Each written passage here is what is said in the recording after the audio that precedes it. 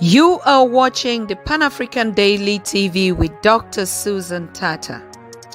The Africa we want: unity, consciousness, our culture, our spirituality, our history. One Africa for Africans worldwide. Motherland's calling its diaspora home. Join my voice. Join my team. Join my campaign.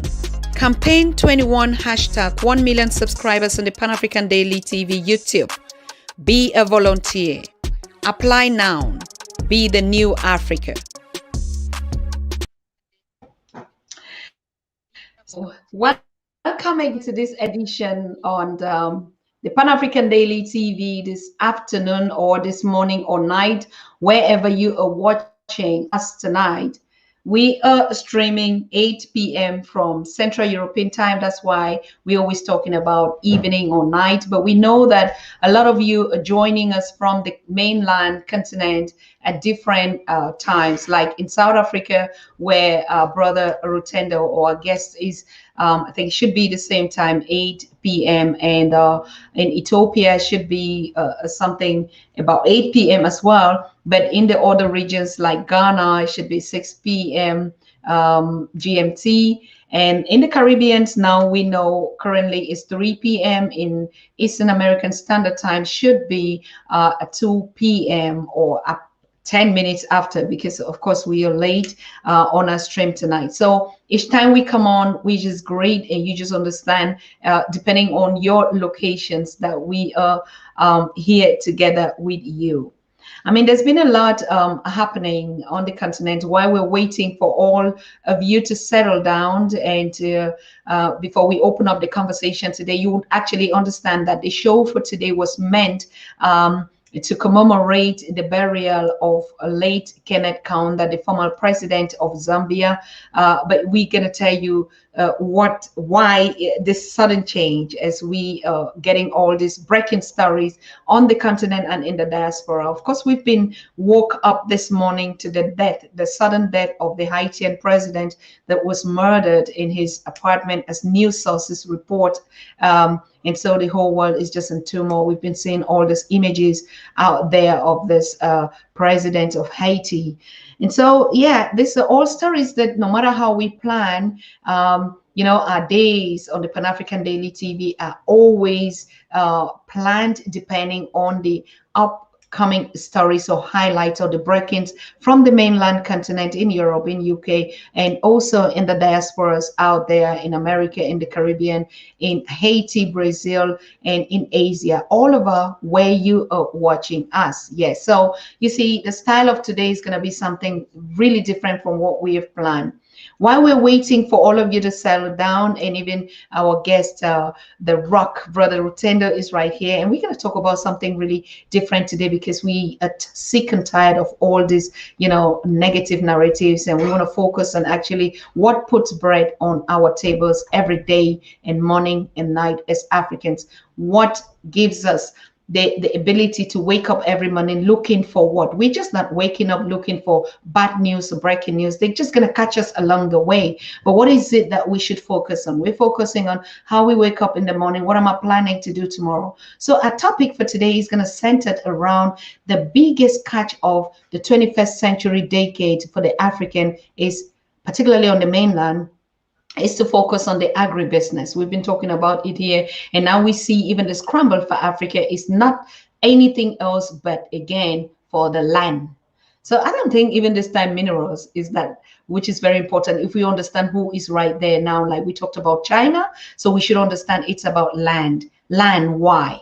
So because land feeds the world. And so one of the things that we should really pay attention to is, like, and we're telling our diasporas, whether you be in the Caribbean or in the Americas, buy your land, secure your land on the continent, on the mainland continent for your descendants. Yeah, doesn't matter. Just buy that land, secure it, own a title, and you would not regret that decision. It's just like we say, oh, you do a mortgage for your children and you leave that house, but that house, the tornadoes come or whatever thing would come, or bankruptcy of the banks that own it, but that land will never fail you. Our ancestors told us everything is about land. Land would feed you, your land would be there. It is faithful to you. It doesn't disappoint you. So yes, we're going to hammer today on agribusiness as the way forward, as the solution for Africa and the youth of Africa. Oh my goodness! Hey, the German people in another format don't want us to get this show going, but that's so crazy here. Yeah. So I hope all of us are ready to start on the show. If Rutendo is ready, we are all ready from the Pan African Daily TV. Like we said, there's this breaking news that we got up today that the president of Haiti, Jovenel Moise, was killed or assassinated in his apartment, as we read it this morning on the Pan African Daily TV Facebook page. So, but we want to thank all those that signed in yesterday for the show with Brother Rutendo. I mean, the feedback was so enormous, and that's why we decided to say, okay, because the situation in Zambia is not comfortable. We're not even sure whether the former president Kenneth Kaunda is going to be buried today because there's some controversies. The children rose up and went to court and stopped that because of the burial position. They want him to be buried to his or at the family graveyard where his wife was also laid to rest. But the government, because he's a state man and an official, want to lay him to rest or bury him in the official cemetery of the government. And so there's some clashes out there, and we're not really sure if they. From what we knew 1 hour up to now is that the government actually ascertained that it would take place, but we saw already that the family had gathered around and it's sending in signatures to the court to stop it. So we're still waiting on the developments from Zambia, what actually happened. And so we cannot go on to celebrate a memorial or commemorate the loss of an elder when all these, these stories are still hanging up in the air. So we have to wait and settle down his soul, and then all of us accompany him, isn't it? So back to studio. I hope we're all ready. Our pens are ready, and Rutendo is ready out there. Welcome, brother. Hi, sis. How are you doing? I'm okay. Did you hear the news today? About which particular issue? The Kaunda issue or the Exactly. issue in Haiti?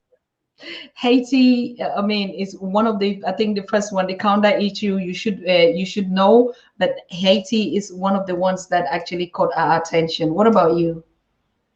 Yeah, yes. Haiti caught my attention. The issue of the burial of the former president of Zambia was also an issue that caught my eye.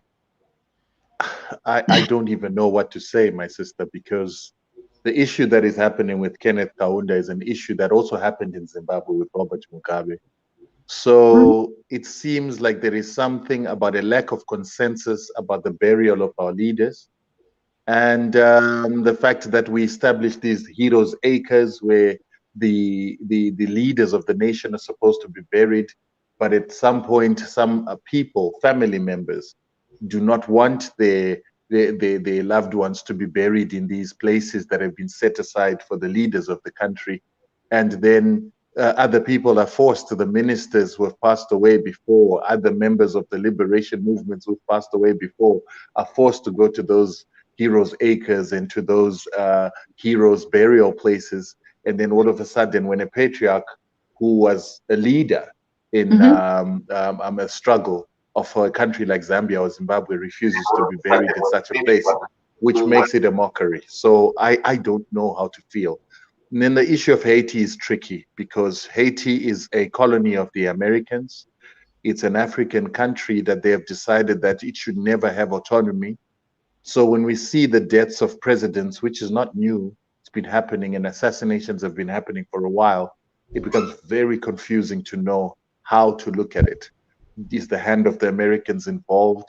Are the Haitians getting rid of an American puppet? I just don't know how to feel about the whole issue. So I would rather not say much about it. Mm. Yeah, exactly. Of course, because I mean, for the first time too, I had to go into that, and it's just it's a loss for the African community.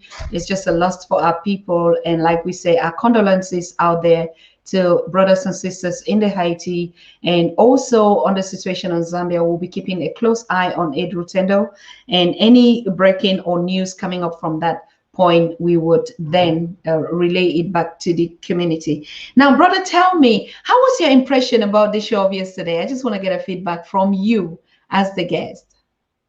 The show was brilliant because we were sharing some brilliant information, some information that many Africans do not know, some information that gives people a baseline foundation of understanding imperialism and neocolonialism on the African continent today, so that people can start to look at how we fix the problem once they understand the problem a bit better.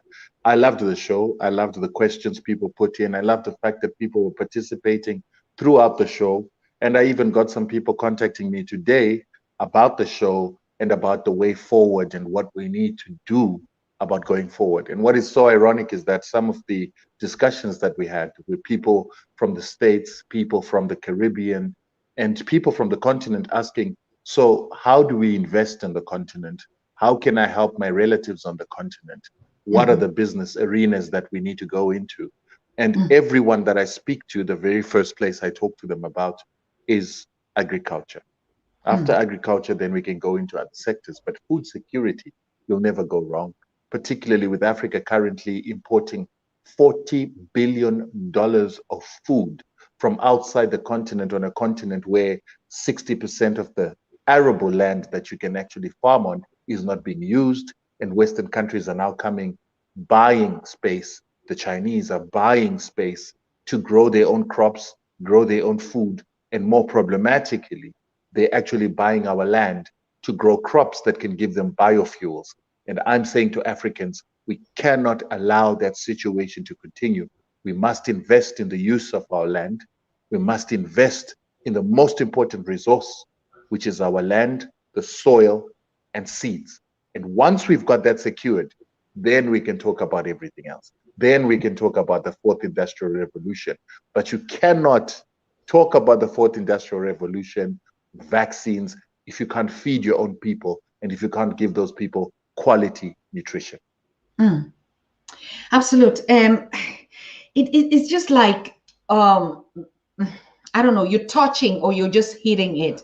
How do we even talk about industrialization or economic emancipation when we can feed ourselves? And another sector that I love the way you put it is food is health. So even just that food, we wouldn't even have to worry about health, isn't it?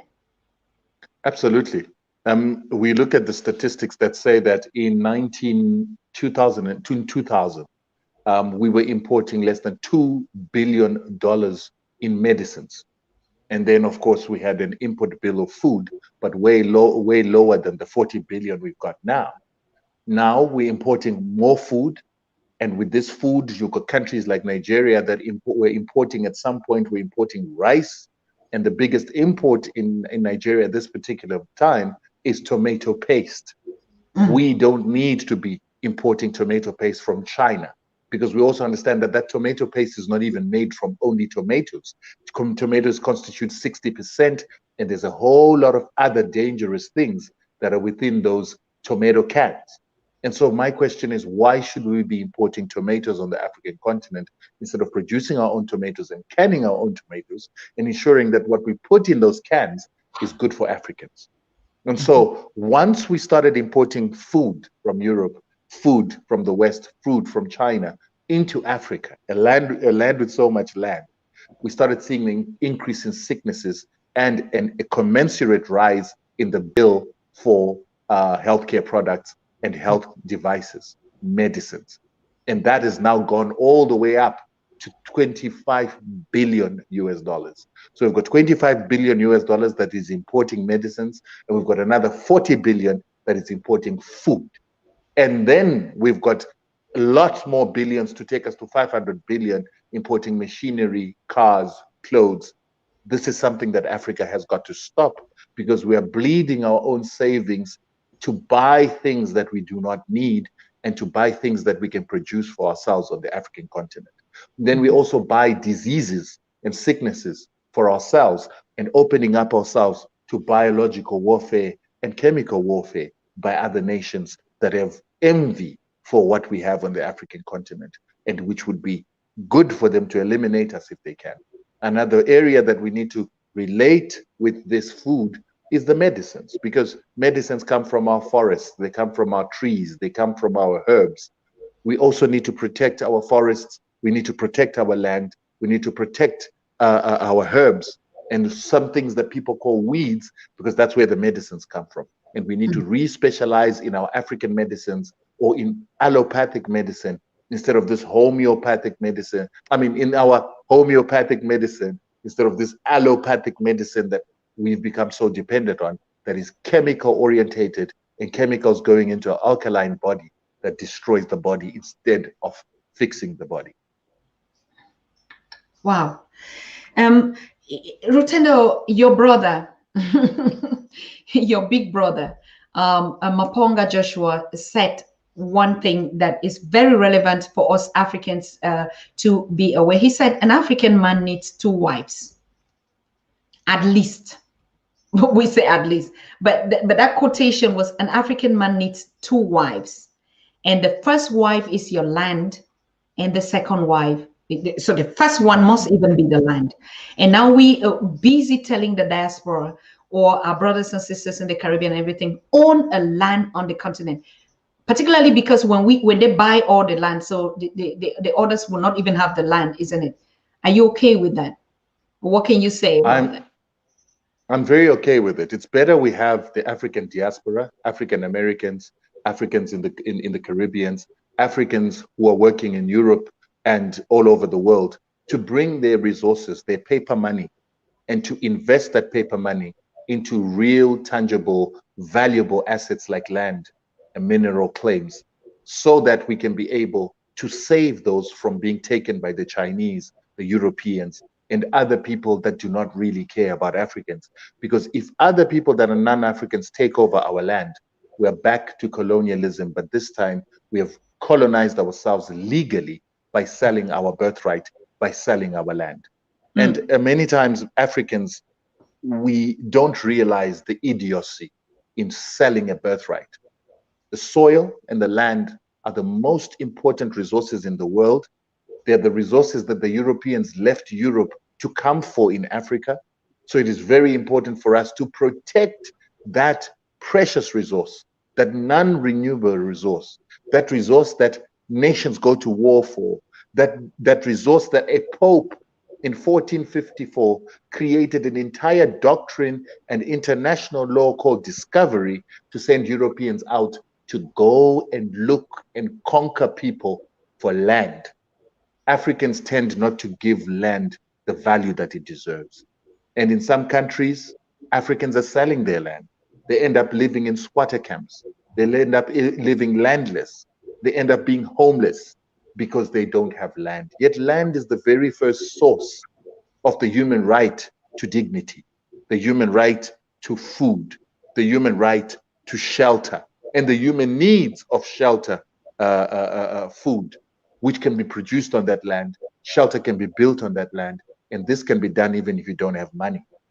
Now, if you don't have money to buy a house in the city, if you don't have money to buy food, if you've got land, you've got the right to life.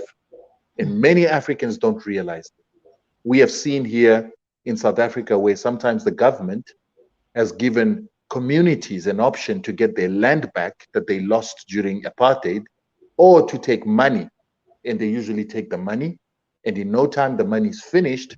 And if a person gets retrenched from work, if a person loses their job, if a person loses their business, sometimes that person ends up being landless and homeless and living in squatter camps. And we are trying to tell Africans that you cannot be a squatter in your own country because you didn't value land and you sold land for money, for paper which can get finished. Now, if Mike Tyson can go through 300, 400 million US dollars in 10 years, most of us don't have enough savings to take us through an entire lifetime if something happens to us. Even those of us who are in business, businesses can actually fail in times of COVID and many other crises that are still going to come in future, in terms of competition from foreign countries. So land is the only security that you as an African in the diaspora can have. And with African Americans, where we saw Bill Cosby being arrested frivolously with all the wealth that he's got, sometimes to ring fence themselves from and protect themselves from this overt racism that we have in America, this destruction of a rich black people by imprisonment and arbitrary abuse. African Americans and Africans in the diaspora need to remember that they've got a home, come back and invest in that home, come and protect their wealth in this home by placing their paper money into tangible resources. We hear Americans talking about bling bling all the time. We hear Americans singing about gold and platinum. They can actually come into some of the African countries that we have and actually have a gold mine, have a diamond mine, have a platinum mine. They can actually have land and soil that produces the food that is eaten in the restaurants and the hotels across the world. And the tastiest food still comes from Africa and Asia. So this is what we need to start conscientizing ourselves about as Africans, to say, let's take that paper money and let's invest in the resource that is going to create the future billionaires, which is food, good food, clean food, organic food. And while we are doing that investment, let's make sure that we manage our land and our soil for them to be living soils that will be an inheritance for future generations. Unlike what they've done in Europe, where they've destroyed their soils. In America, they've destroyed their soils, they poisoned their waters.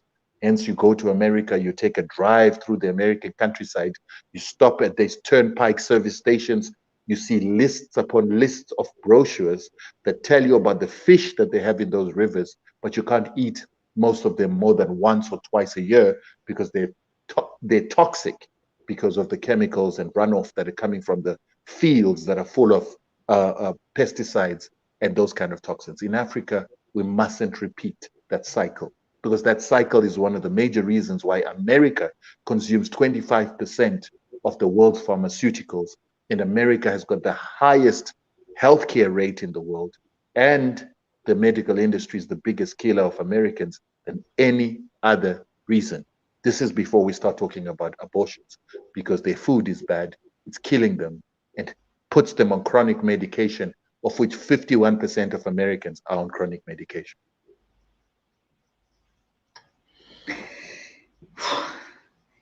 It couldn't be said more than that. We are moving from land. First step, get a land. Doesn't matter where, get a land. That is a passport. That's the united passport that we're talking about. One passport, one currency, one language, and that get a land. A land is the access to everything. Number one. Number two, you get this land now, Rutendo. What next? I've been seeing you transporting the seats and stuff like that. Now you get land, and an African American calls you tomorrow, or a Caribbean, or a Haiti. Rutendo, I want land. Yes, land is done. What next?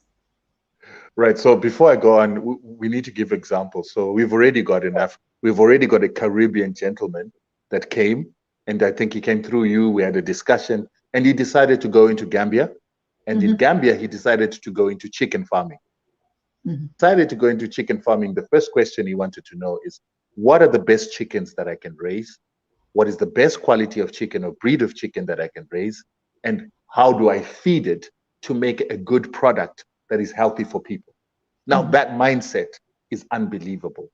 So we had to start looking at the fact that he has to make a decision whether he's going to go into the marketplace and utilize the commercial breeds of chicken that have been manufactured or created by companies like Cobb and Ross in the United States.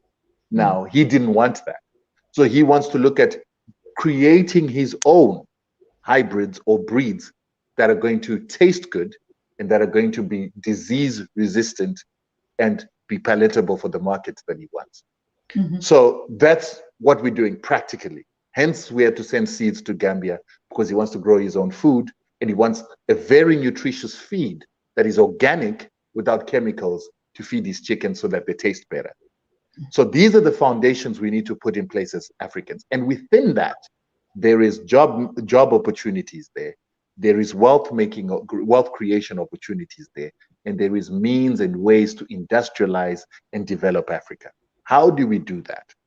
First of all, We mustn't still farm like our ancestors in the aspects that they had good rains. We now have climate change.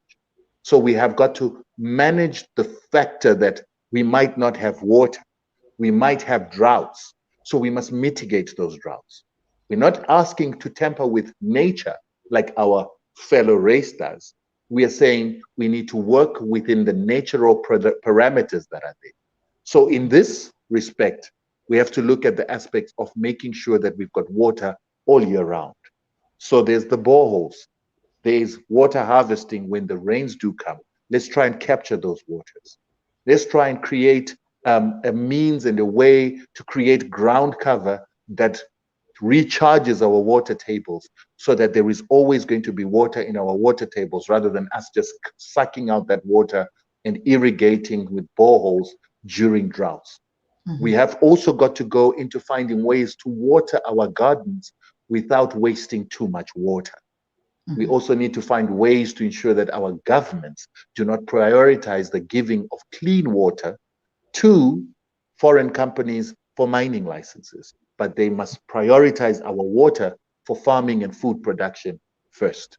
We must also make sure that our governments are not giving away land for the production of biofuels and marijuana when people don't have enough food. So these are the things that we need to teach our people. And on our farms, let's learn to preserve and conserve the environment and the ecosystem so that it becomes a management system for our own farming practices. By this, I mean, let's not remove weeds, because some of those weeds are not weeds. In fact, weeds are not, there's nothing called weeds. They're herbs. And some of them play the role of being pest repellents around our crops. So we need them around our gardens. We need to intercrop in our gardens. So instead of just having one crop or one mono crop, we need to have many crops in our fields that produce different benefits for each other so that we produce more and we maintain the health of our soil. So when you've got maize, and many people in Africa are beginning to advocate that we shouldn't be talking about maize because maize is a very hungry, very thirsty crop that's not suited for most parts of Africa, maybe the tropical parts of Africa that are more like South America where maize comes from. But we should go back to our traditional grasses, our traditional tubers, and our traditional root crops because they fortify our soils. And then you grow these with legumes that add nitrogen in the soil. And then maybe you also put a creeper or pumpkin leaves that then create ground cover to avoid too many weeds coming up and competing for the nutrition. But in the verges of your field, then you must have the herbs and the some of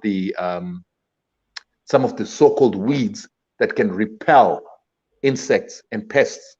And while we're doing this, we're making sure that under the ground, there are worms that are called nematodes, and there's bacteria in the soil that continues to create a healthy soil. In the soil, there are always some nematodes that eat the crops. But if you've balanced your soil well enough, there's always going to be parasitic nematodes that kill the parasites that eat the crops. So that balancing of the ecosystem is a way to manage itself. Where does the evidence of what I'm saying come from? Look at the bushes, look at the forests of Africa. They never have a pest that totally destroys any crop or any plant in our forests because there's a balanced ecosystem that balances out the parasites versus the crops. And the crops themselves grow a resistance to disease and pests because of adaptation. So this is the reason why we're saying our seeds must remain organic because our forests are still organic, still producing the seeds that they've been producing over the past thousands of years, and they have adapted to be able to sustain trillions and trillions upon trillions of animals that live in these forests. But we as human beings are struggling to grow our food because of hybridizing crops that are no longer adapted to our environment, no longer adapted to our soil, no longer adapted to climate change, and they haven't been adapting with the changes that are happening in climate. We need our farmers to go back there. We then need our farmers to invest in this water harvesting, invest in these boreholes. That is going to need equipment. It's going to need the borehole pipes. It's going to need the irrigation systems. There is where the industry comes from. Africans are going to be the ones that need to lay that irrigation. They're the ones that need to create these irrigation pipes. They are the ones that need to maintain them. We're going to need energy on the farms in which we're working. If we need energy on the farms, we either go for solar, which I'm not too much of a proponent of because the solar batteries are toxic. The way they're produced from using resources that are being pillaged from Africa. So I don't know if I support the battery route, but I do support the biogas route.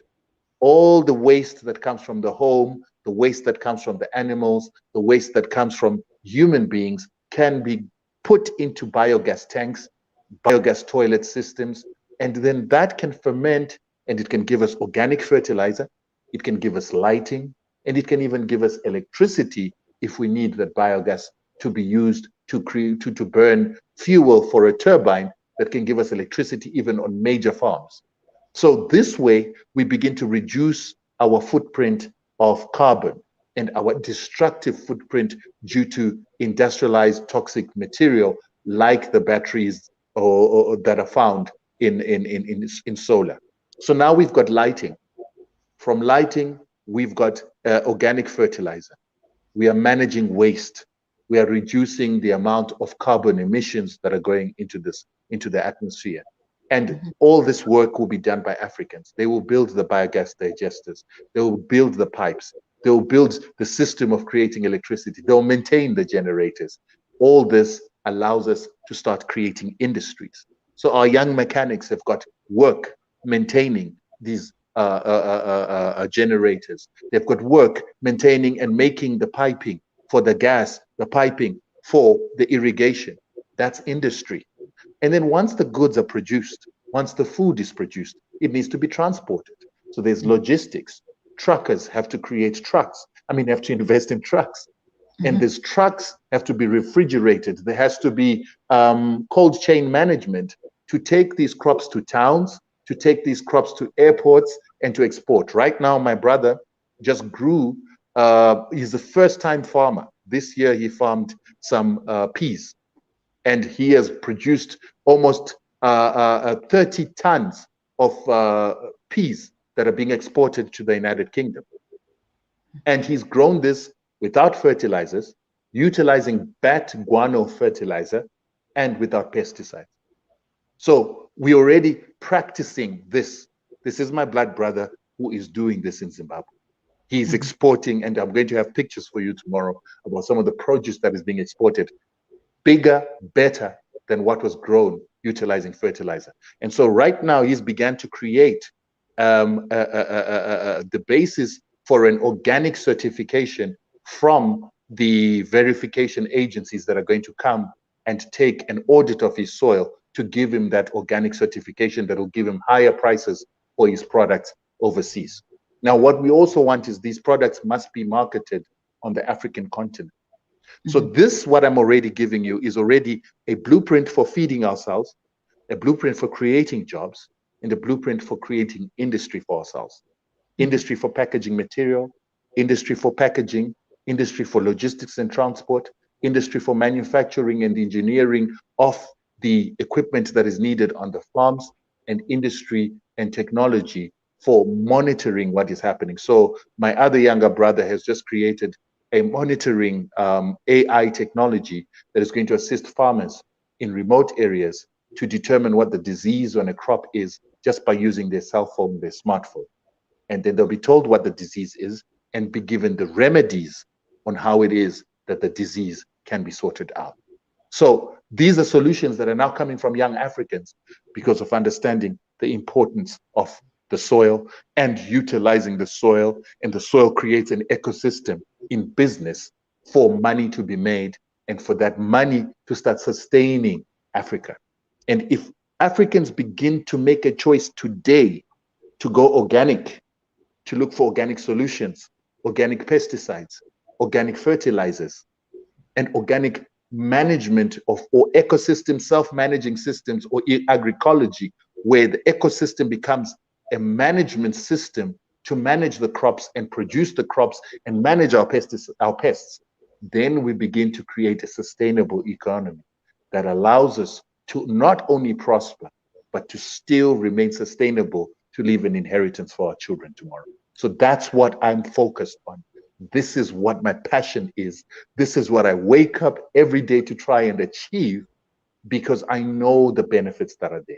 So right now I'm in the value chain of producing, giving the seeds, growing the seeds that I can reproduce, buying seeds from breeders who are producing OPV seeds and proliferating them as far and wide in Africa, so that we can break this dependency on hybrids that are destroying the continent. Now, with the hybrids, I want to say that there's a video that I wanted us to share here. I don't know if you managed to, but that video communicates that there's been research that has been done that illustrates that hybrids are lower in nutrition, sometimes up to 78% less nutrition in flavonoids, in antioxidants, and many other very important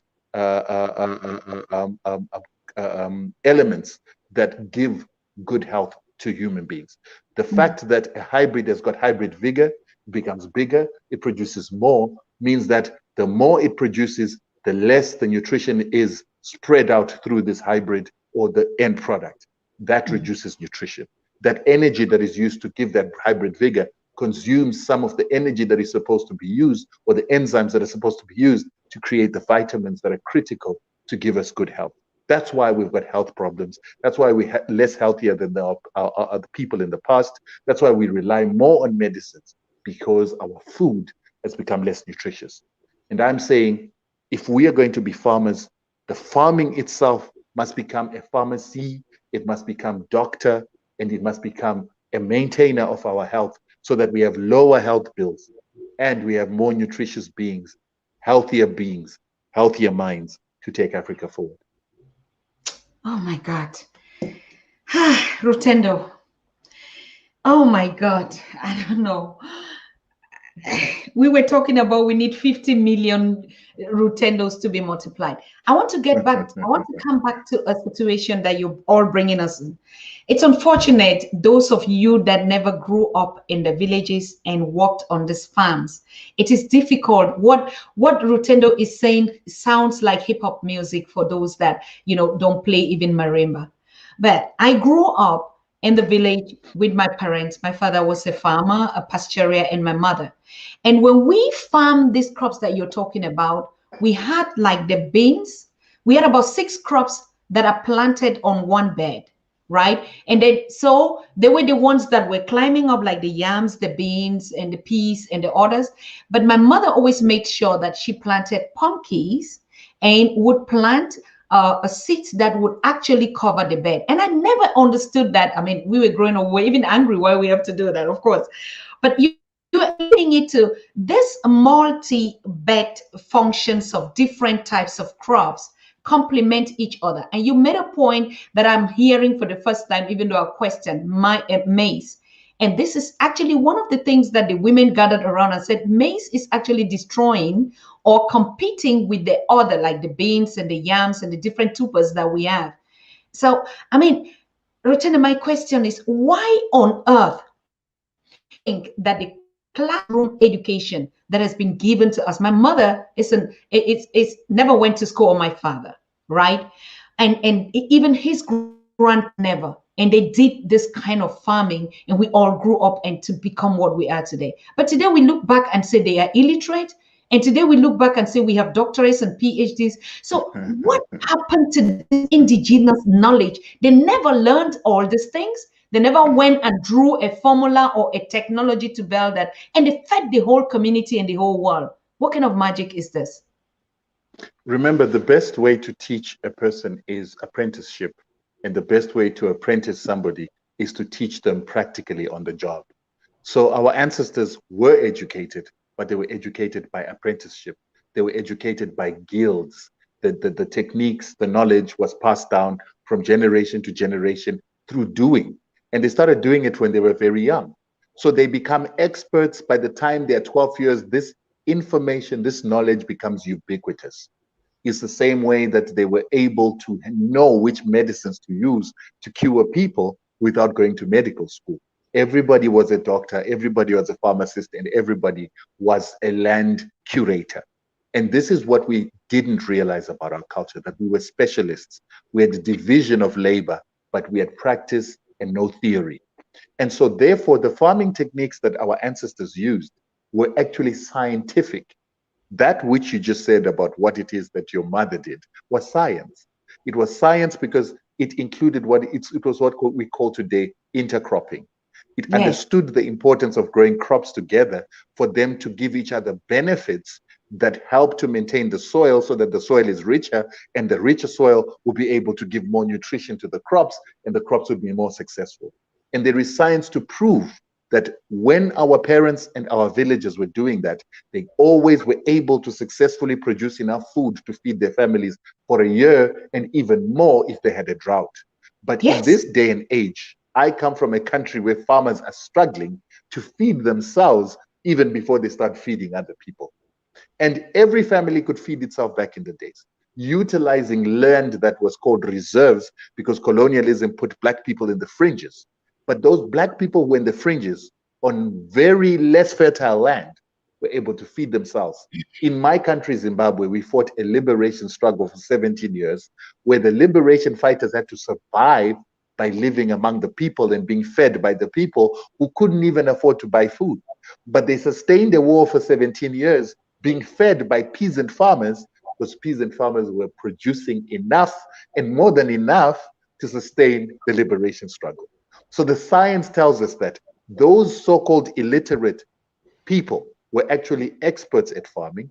They were Yes. apprentices and professionals, and they knew how not only to produce food, but how to improve their seeds, how to select seeds, how to grow their seeds and adapt their seeds to climate change, how to make sure that their food and seeds are disease resistant and drought resistant. All those skills the modern farmer doesn't have. They knew how to breed their animals, how to mix those animals, ensure that they don't inbreed, and how to cross their animals with the neighbor and other people from other areas. And that's why when they used to go and take their cows to the paddocks, the herders themselves knew the science of making sure that the cows of the same kraal don't mix, but they mix their cows or their genetics with other people from other villages. This was science. Now, today, we are no longer doing this because our people are being taught theory. And the agricultural theory that's being taught in class today was actually created by companies that are selling fertilizers, pesticides, and seeds. So these companies did not give a theory on how to improve agriculture, but they gave a theory on how to sell pesticides and chemicals and to destroy natural seeds so that people become dependent on hybrid seeds and genetically modified seeds.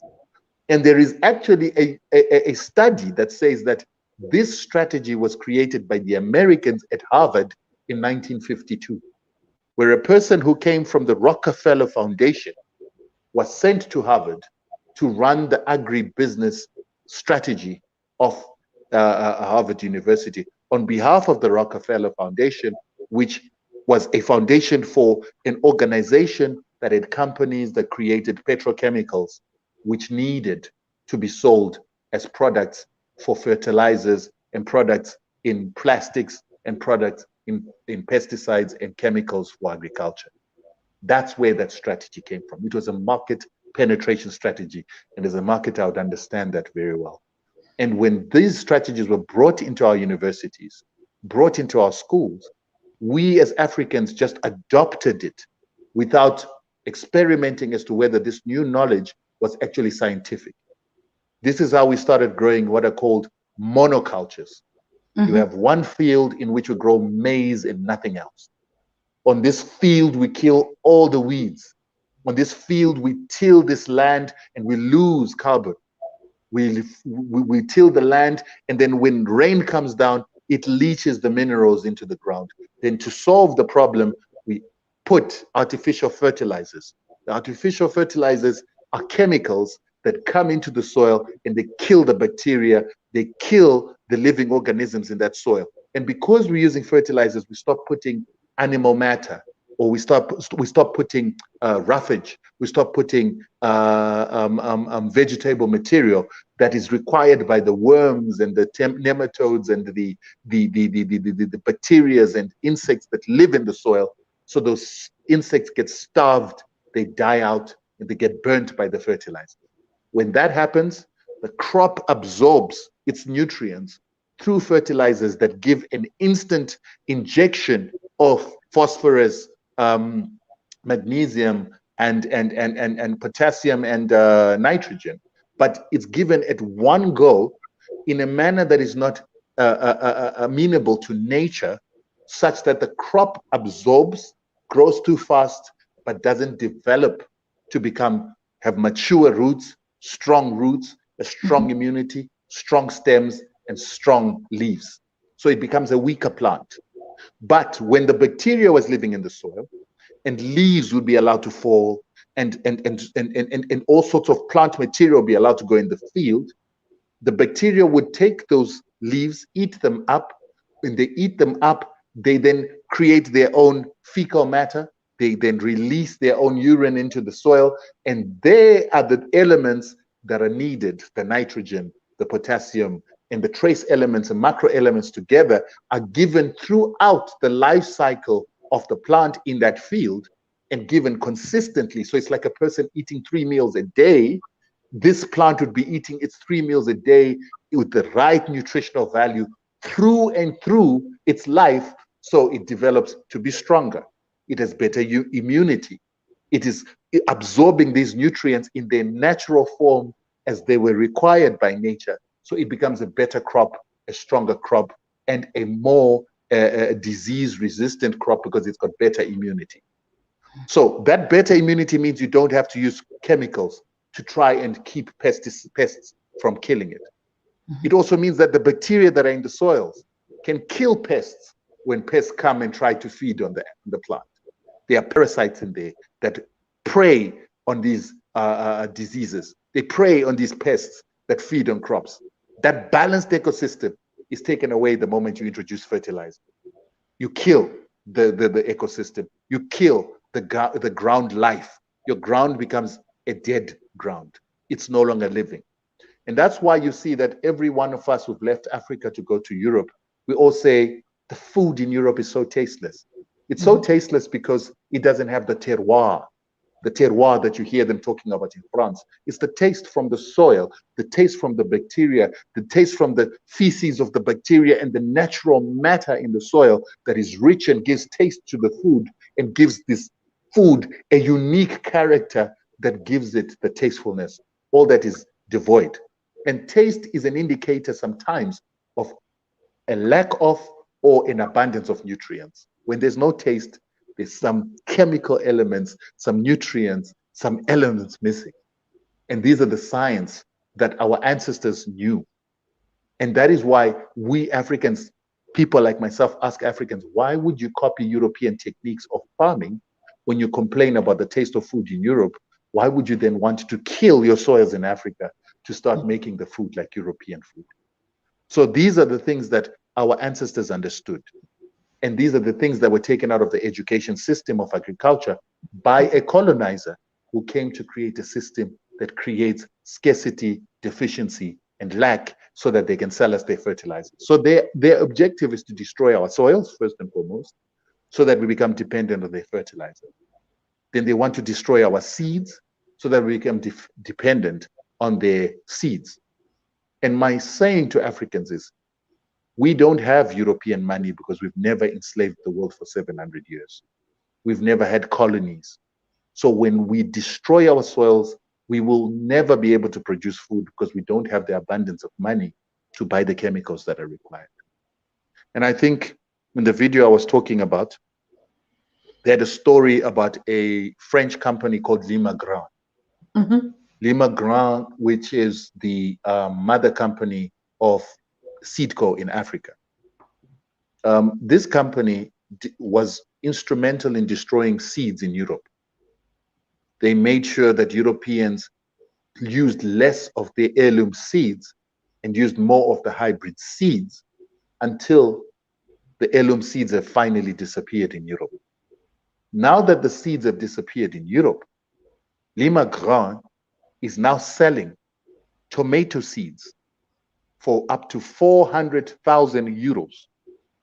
Their tomato seeds are more expensive than a kg of gold, because the cheapest tomato seeds that Lima Grain sells in Europe are 60,000 euros for a kg of seeds. That's the same price as gold in Africa. And their most expensive seeds are 400,000 euros.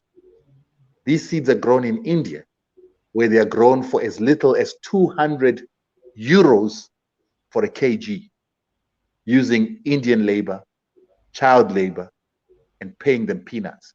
They take that very same seed to Europe because they know they're going to get Europe captive, and they sell the same seeds for the prices that I'm talking about. Now, this documentary was trying to show us as Africans where we are going to go if we're not careful. We'll get to a time where you'll buy your yams for seeds, yam seeds for 60,000 euros. We can't afford that. So that means if we can't afford seeds, we will die of hunger. And that's why I keep warning Africans to say, I know that there's a case study of this in Europe where seeds were destroyed and Europeans now are buying seeds at exorbitant prices.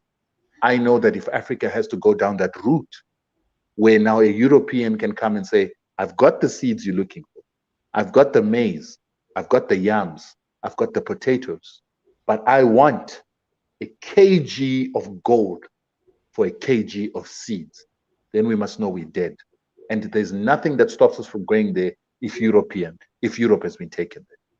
So when I cry to Africans to understand why they need to continue to have organic seeds, I know what I'm talking about.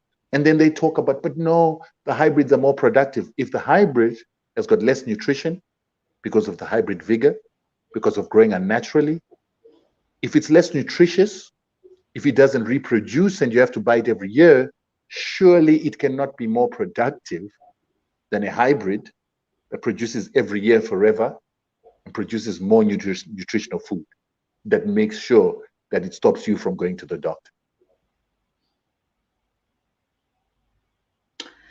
Whew. Yes, we'll be opening the lines. I've seen a lot of people saying, please make sure you open the lines today. This is a very interesting conversation. It's an action plan and a lot are interested. We'll be opening up the lines after the presentation or the lectures with Dr. Rutendo. I saw people already. Yeah, check your followers and your friends. I didn't say it. People get honorary doctorate. You just got yours from the Pan-African Daily. And you can be sure we are always going to keep this safe. You've just been given it, Dr. Rutendo, and you are that, Dr. Africa Rutendo. So now that's the second part of the set. Now I want to buy land and I want to invest in anything. What would you advise me? All right. This brings me back to the very first conversation I was having with the gentleman in the morning. Where he was wanting to know. His complaint was, I've got cousins back home. I send them money regularly. And to try and stop them from asking me for money all the time, I have tried to give them money to start businesses. Mm-hmm. And when I gave them this money, they came back having lost all the money and came back saying that they lost the money because of COVID. So I was telling him that in future, you need to start the projects for them. Mm-hmm. So the very first easiest projects to start are always agricultural projects because people need to eat on a daily basis. Mm-hmm. Whether we've got COVID or not, people need to eat. In fact, during COVID, people need to eat healthier food. So this is the time that as an African, if you want to go into a foolproof business, before we talk mining, before we talk anything else, go where we've already got a scarcity, which is food. Provide food to Africans, you will make money. Provide food to hotels, you will make money. Provide food to international retailers, hotels, like what my brother is doing, you will make money. Now, my brother is someone I've been pushing this knowledge into because we come from different ideological backgrounds. He Mm-hmm. supports the opposition in Zimbabwe that supports sanctions that want to take land from Zimbabweans. But I had to convince him to try to use the land to create his wealth because he was based in the UK. And he took the advice and he began to produce. Now he has seen what agriculture can do.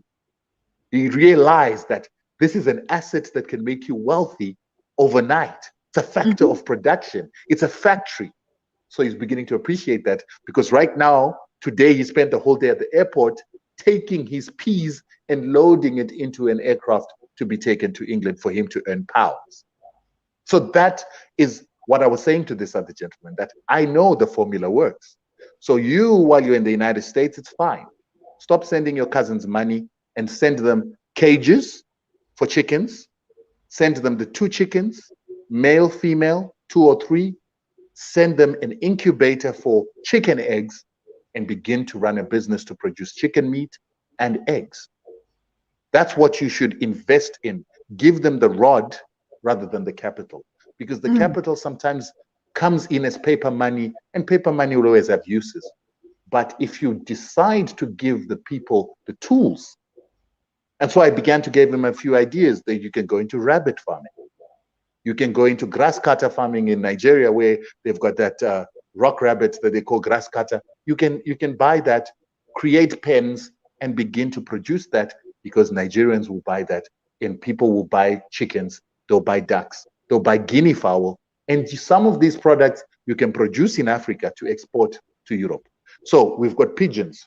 Pigeon meat has got a very big market within the restaurant and hotel industry in Europe.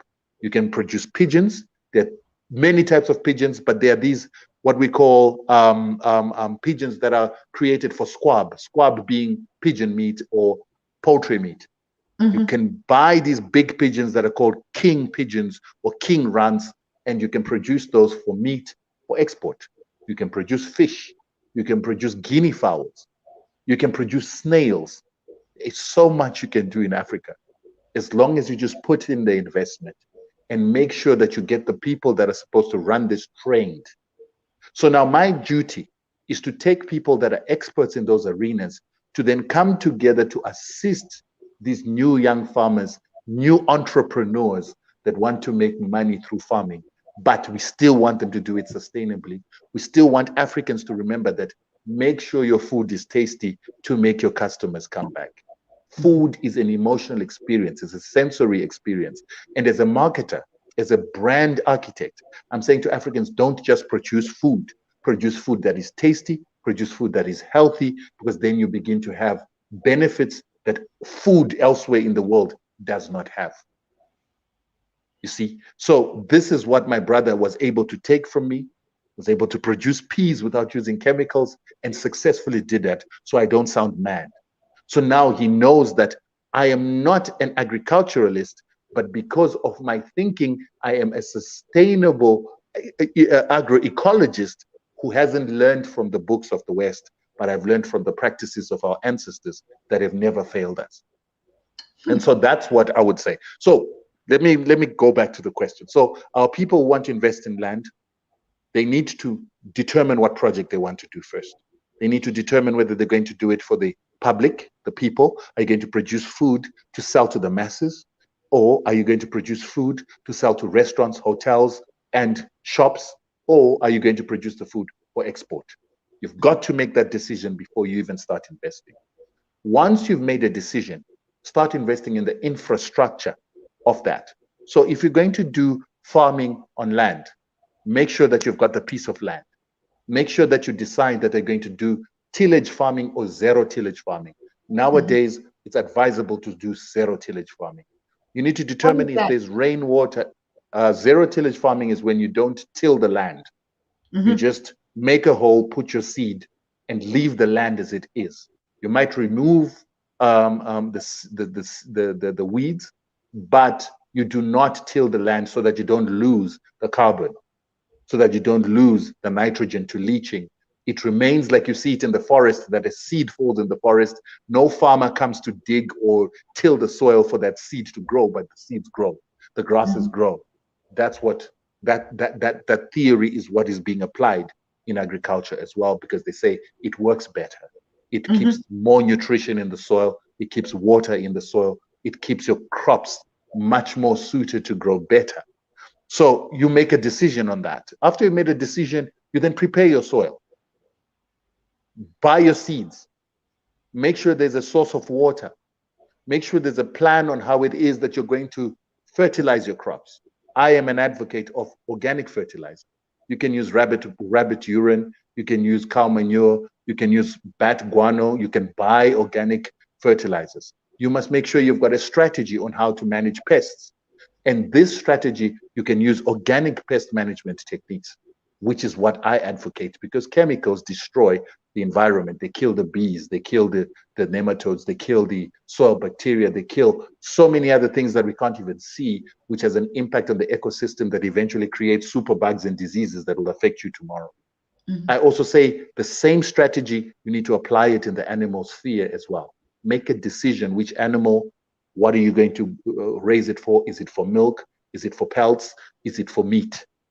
Once you have decided to do that, then put the investment into the right pens and the right environment for that.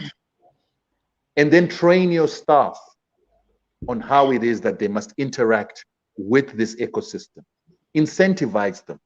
If you're going to have people in Africa when you're in the United States, ensure that whatever they're going to harvest, they have a share in the profit, they have a share in what it is that you're going to reap, because then they have a sense of belonging, they have a sense of being a part of what you're doing, and then they won't rob you. The moment you want to get rich alone, but you've got 1,000 goats that somebody is looking after in Africa, they will steal your goats for you. In Zimbabwe, at least, they will steal the goats for you. I know that there are many other African people who are very loyal, very honest. In my country, there's no honesty. People will build their business on your business. But if you incentivize them, if you make them inclusive, if you include the community, they will protect your investment because it's their investment. If their lives can change significantly from what it was before you came and started the business, they will be loyal to you. And always have expertise, so that even if they want to steal your idea and do it themselves, they'll never be able to do it better than you. So they have to be given a reason to believe in your vision and to continue to follow your vision. And that's why I said you must then invest in other aspects that give quality to your investment: the biogas, the water, the markets. Make sure you've got a market for your product. Some people say produce what you've already sold. So you've got to have the technique to go to market, because not everybody can go to market and find lucrative market. So my brother grew his peas after he already had orders from retail outlets in the United Kingdom. Smart.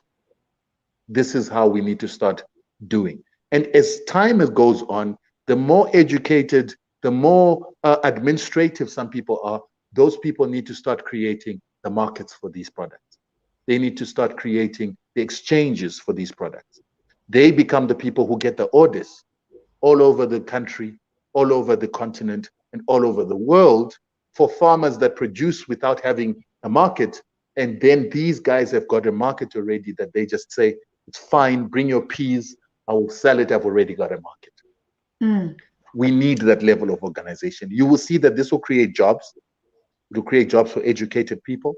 It will create quality jobs for unskilled people. It will create jobs for semi-skilled people. And it will create jobs for those people that are administrative. They like to wear the tie. They like to work in offices. Because those are the people that market the products. And they'll be marketing a good product that is easy to market in a world that has a scarcity. So in South Africa, we don't have organic product. And if the organic product is there, it's very little and very expensive. We don't have organic eggs. We don't have organic mealie meal. We don't have organic everything. We don't have enough organic beef. So these are all now markets where people like myself can now open room for the people that have done the investment to have a market to sell their product. So you've used organic strategies and sustainability to grow your product. Then you've already got an automatic market, whether you sold it already or not. You always sell your product because there's a scarcity of organic product for those people that are making money, but they want to live until 120. Oh, brilliant. That's the one thing that we know, that Africans are super, super smart. Now you're just giving, you're throwing something back, and this is one thing that I want to pick on. Probably it would help our diasporans or migrants in Europe. You know, now if we figure out the strategy, why do the Europeans leave Europe, go to Africa, buy land, produce, and bring back to the market? And you said something very important, essential: sell before you even. So, what if we work on a business plan or on a focus for the diaspora to say, okay, you know what? Do the research, look for those companies that are looking for those seeds or for whatever, for those crops. You can even enter a deal with them. They pay upfront or they get a percentage.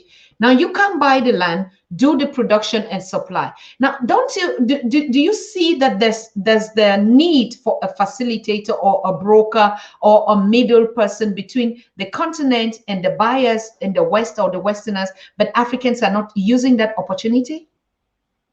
There is, but what you have to understand about Africa has got very few people that are passionate.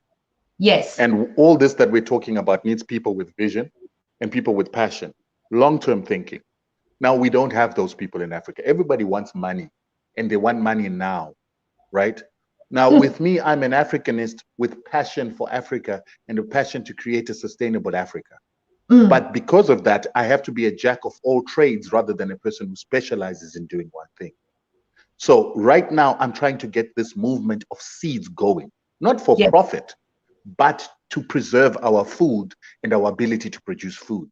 I'm trying to get Africans to have the power to produce their food, because the Europeans are trying to destroy our capacity to produce the food. So I can't yet focus on just being on the land and creating these projects, because the seeds will be destroyed while I'm doing that. But at the end of the day, you need more passionate people to get involved in what we're trying to do. And you need honest people, because one of the major reasons why Africans cannot trade with each other is Africans are dishonest. So people send me their money, I then get their money. And like now, I've got a situation where a woman gave me money from the United Kingdom to get seeds and organic fertilizer to her in Zambia. Now, once she gave me that money, COVID, the first lockdown started. And when those lockdowns started, we thought they were going to end. They didn't end. Now, the transport price went up astronomically. As an African, I could go back to her and say, sis, the transportation has gone so much more expensive. I can't do the job. I need to give you back your money. Or I need to create trust and send this product and take money out of my own pocket to ensure that the product gets there, to kill the psychological thinking that we steal from each other. So the seeds are already gone. The seeds are there. But the bulky product, which is this bat manure, that is one of the best organic manures in the world, because nations used to fight for islands that have got bird colonies for the manure, or for the guano, as it is called. It's potent fertilizer, brilliant fertilizer, natural. So now I have to get that fertilizer to her at my own cost and making a loss, because it's not about money, but it's about creating the trust between Africans. It's about making her realize that my word is bond. She already knows my word is bond through the seeds that got to her, but she now has to see through the manure without me giving her excuses. I told you about our consignment to Gambia. Yeah. Went Kenyan Airways, got lost along the way.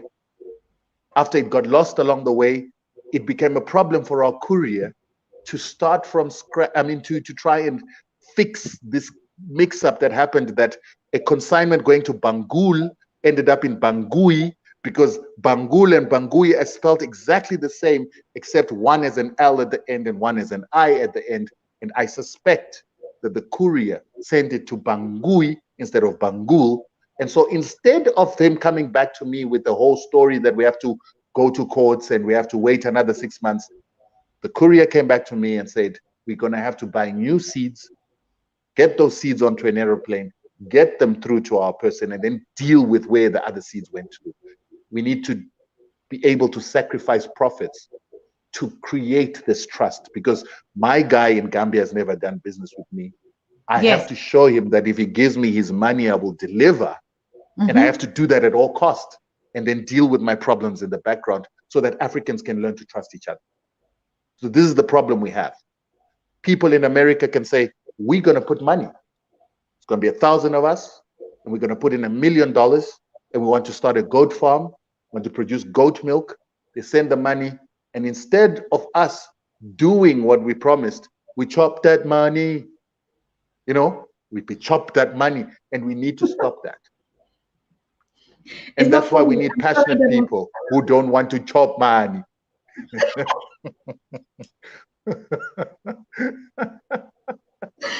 I'm sorry, it's not funny. I'm just laughing because when you sing the chop my money, you know, you hear the my money vision of of it, and that's absolutely the truth. That's just it. We're so dishonest, and that we can't even trust them. We chop the money.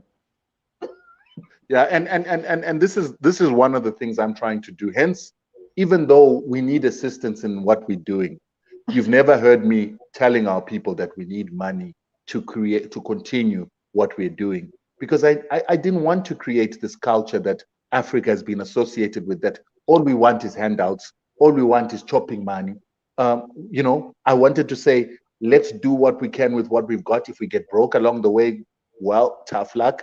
But if we have got good people who see our hearts, who see what we're trying to do from our inside, then they might trust us and begin to assist. They might trust us and begin to invest for their own benefit and to help us drive this project. But we have to build the trust for that. And we've got to make people realize that what we say is what we're going to do. And There's not many Africans that say what they're going to do. That's the sad part. So I wish I had people, many people on African continent, in every country, where when people say we want to do this, and I want to do this project while I'm in the States, I would have people that I can trust, and we're not going to disappoint those people. But right now, we've got to use the few people that are there to try and do as much as possible. And I'm also saying those people who want to invest in Africa from America and across the globe have to be hands-on. They've got to come down, they've got to be involved, and not just expect us to run with the ball, because it's not going to be possible. Rutendo can't be everywhere, and I'm not willing to trust anybody and everybody. So we have to do it together. Absolute. Perfect. I don't see any other way out. Yeah, there's a difference between just giving your money and let the money work for you. There's a difference between you giving the money and working with that money to work for you, isn't it? And the truth of the matter is, you can give your money and let people work for you. Correct. But the people have got to create systems and processes before that happens. So I had a time where I created a video in Zimbabwe where I said, listen, if we came together as 100,000 people and we put $100 each, that's actually $10 million. If Correct. we did $1,000, it would be exponentially more. So when I talked about this, it was an idea. But many Zimbabweans were saying, where do we put the money? And I said, no, we don't put the money. We come together before we put the money and come up with ideas on how we safeguard and ring fence the money through systems, processes, and guidelines. How do we ensure that we can have oversight over the money by creating institutions and unique African institutions that this money can be put in, and not one person has got access to it, and not a few executives or a few elites are the ones that take the money, pay themselves salaries, and the money is not going into the projects that we need. So I said that the challenge that we're supposed to start off with is not getting the money for the projects, is creating the institutions that protect people's monies and make sure that the majority of that money is used for the projects and not to pay salaries of some board of people who think they are ultra important. It was a challenge to get Zimbabweans to come together to create the institution. And so therefore I refuse to take money, because the money, once it's put into my account, I begin to do some other things with it.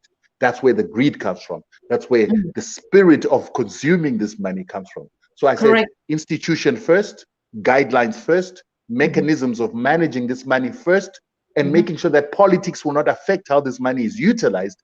And then once we've got an institution that guarantees us that all the money is going to go to what we want to do, then we start collecting people's money. And we still haven't gotten that in 3 years, and I'm okay with that. Even if it takes 10 years, we need to learn to create institutions, because that's how then you can manage people's monies when they're not around, and still give them what you promised. That's how you become accountable for holding people's monies. And we also got to a point, we also have to get to a point where I'm a marketer. I understand the marketing aspect, I understand the branding aspect, I understand the creation of product aspect and the research to create a product. But I am not an accountant. I am not somebody who understands compliance. I'm not somebody who understands the legal issues of how to safeguard people's monies. So this is where we need other skills, and I need to stop being the person who wants to do everything, and we get the accountants, we get the auditors, we get the people who understand the rules of controlling people's monies to also come in to create these institutions. And now people can, from outside, can put their money into Africa and rest assured that their money will do what it's supposed to do. There'll be risk management aspects of managing that money, and there'll be accountability and fiduciary responsibility on the people that receive those monies. So that's what we need to put in order. It's lacking in Africa, yet we've got experienced and educated people who can do this. We need to put those skills at work in Africa to create financial management companies that can then be productive companies to produce the output, and people don't have to worry about their investments. Rutendo, that's brilliant. You said it one time here. I can also remember even Maponga said it one time that we put our money together, and then later on, I mean, the setback was where the institutions, how are we going to protect the money, and then before we start investing in mines and stuff like that. Now, just give us a concrete, because I can guarantee you that we are already ready to put our $100 or $1,000 in you, Rutendo, in the Department of Agriculture. We are so ready yesterday. Now, tell us the first steps. The first steps are that those people that are really serious about agricultural projects, and they feel, if they are convinced that I am a person that can guide them in it, it has to be one-on-one for now. We cannot institutionalize people's monies yet. We're not yet there. So a person comes and says, listen, I want to be involved in a project in agriculture in Africa. I'm from the United States. I'm from this place. This is how much money that I've got.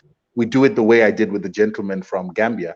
And then I will be able to tell them how I can assist them, but on a prerequisite that they are 100% involved from the beginning to the end. Also, they do not give me their project to run, because I don't have the time to run specific individual projects for everybody. I will then guide them. If there is need for consultation, if there is need for consultancy services, they are the necessary experts that can be involved. So we give a proposal to say, right, this is the project you want to do. This is what is required to do such a project. This is what is required to do research. This is what is required to do an execution plan. And this is what is required to roll it out. And then we itemize what needs to be done, the people that will be involved, the skills that will be involved, and the cost of getting this project from point A to point Z. And we present it to the person. If the person is happy, and if he's happy to say that he will be there to be part and parcel of it, then that's good. If he's not willing to be there, but he's willing to trust his money with the experts that he sees on that itemized project plan, then we can begin to talk about how we have oversight, the reporting processes, and the ways that this person can be able to have oversight over this project through either a project manager or them being the project manager themselves. Once we agree, we sign. We also must have a jurisdiction as to where disputes can be solved. So preferably a lawyer needs to be involved in the middle, and a jurisdiction where any disputes that take place can be handled. We have to do it by the book. We have to do it the way that any other contract of this nature is done anywhere else in the world, and not to try and say, let's do it like Africans. Let's do it with just word of mouth. No, we got to do it documented, because people don't know who we are. Rutendo can speak a whole lot here, yet he's the biggest liar and biggest crook ever. So the way to create the trust and accountability is to do it by the book, and to have remedies to deal with unaccountability, loss of funds, and the mitigation of risk. So mitigation of risk might even mean taking out insurance policies, the vetting of these individuals that need to be involved in this process. So these are some of the things. I've been involved lately with a lot of people from Europe saying, how do we get gold in Africa? I come from a country that produces a lot of gold. I come from a country that also has a lot of gold being lost due to illegal activities. So what we've gotten to do is, I don't have the authority to sell gold, but I know the institutions that sell gold in Zimbabwe.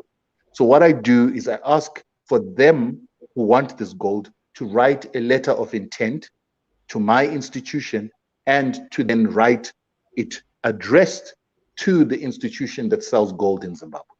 My responsibility is to take that to that institution. That institution then tells me that, is there any gold in the first place to sell? What are the processes? What are the prices? What are the systems that are followed? And what are the products that's going to be given at the end of the day? The gold, certification, security, and how the gold is then taken to where it needs to go. If the gold is available, the processes are given by the government.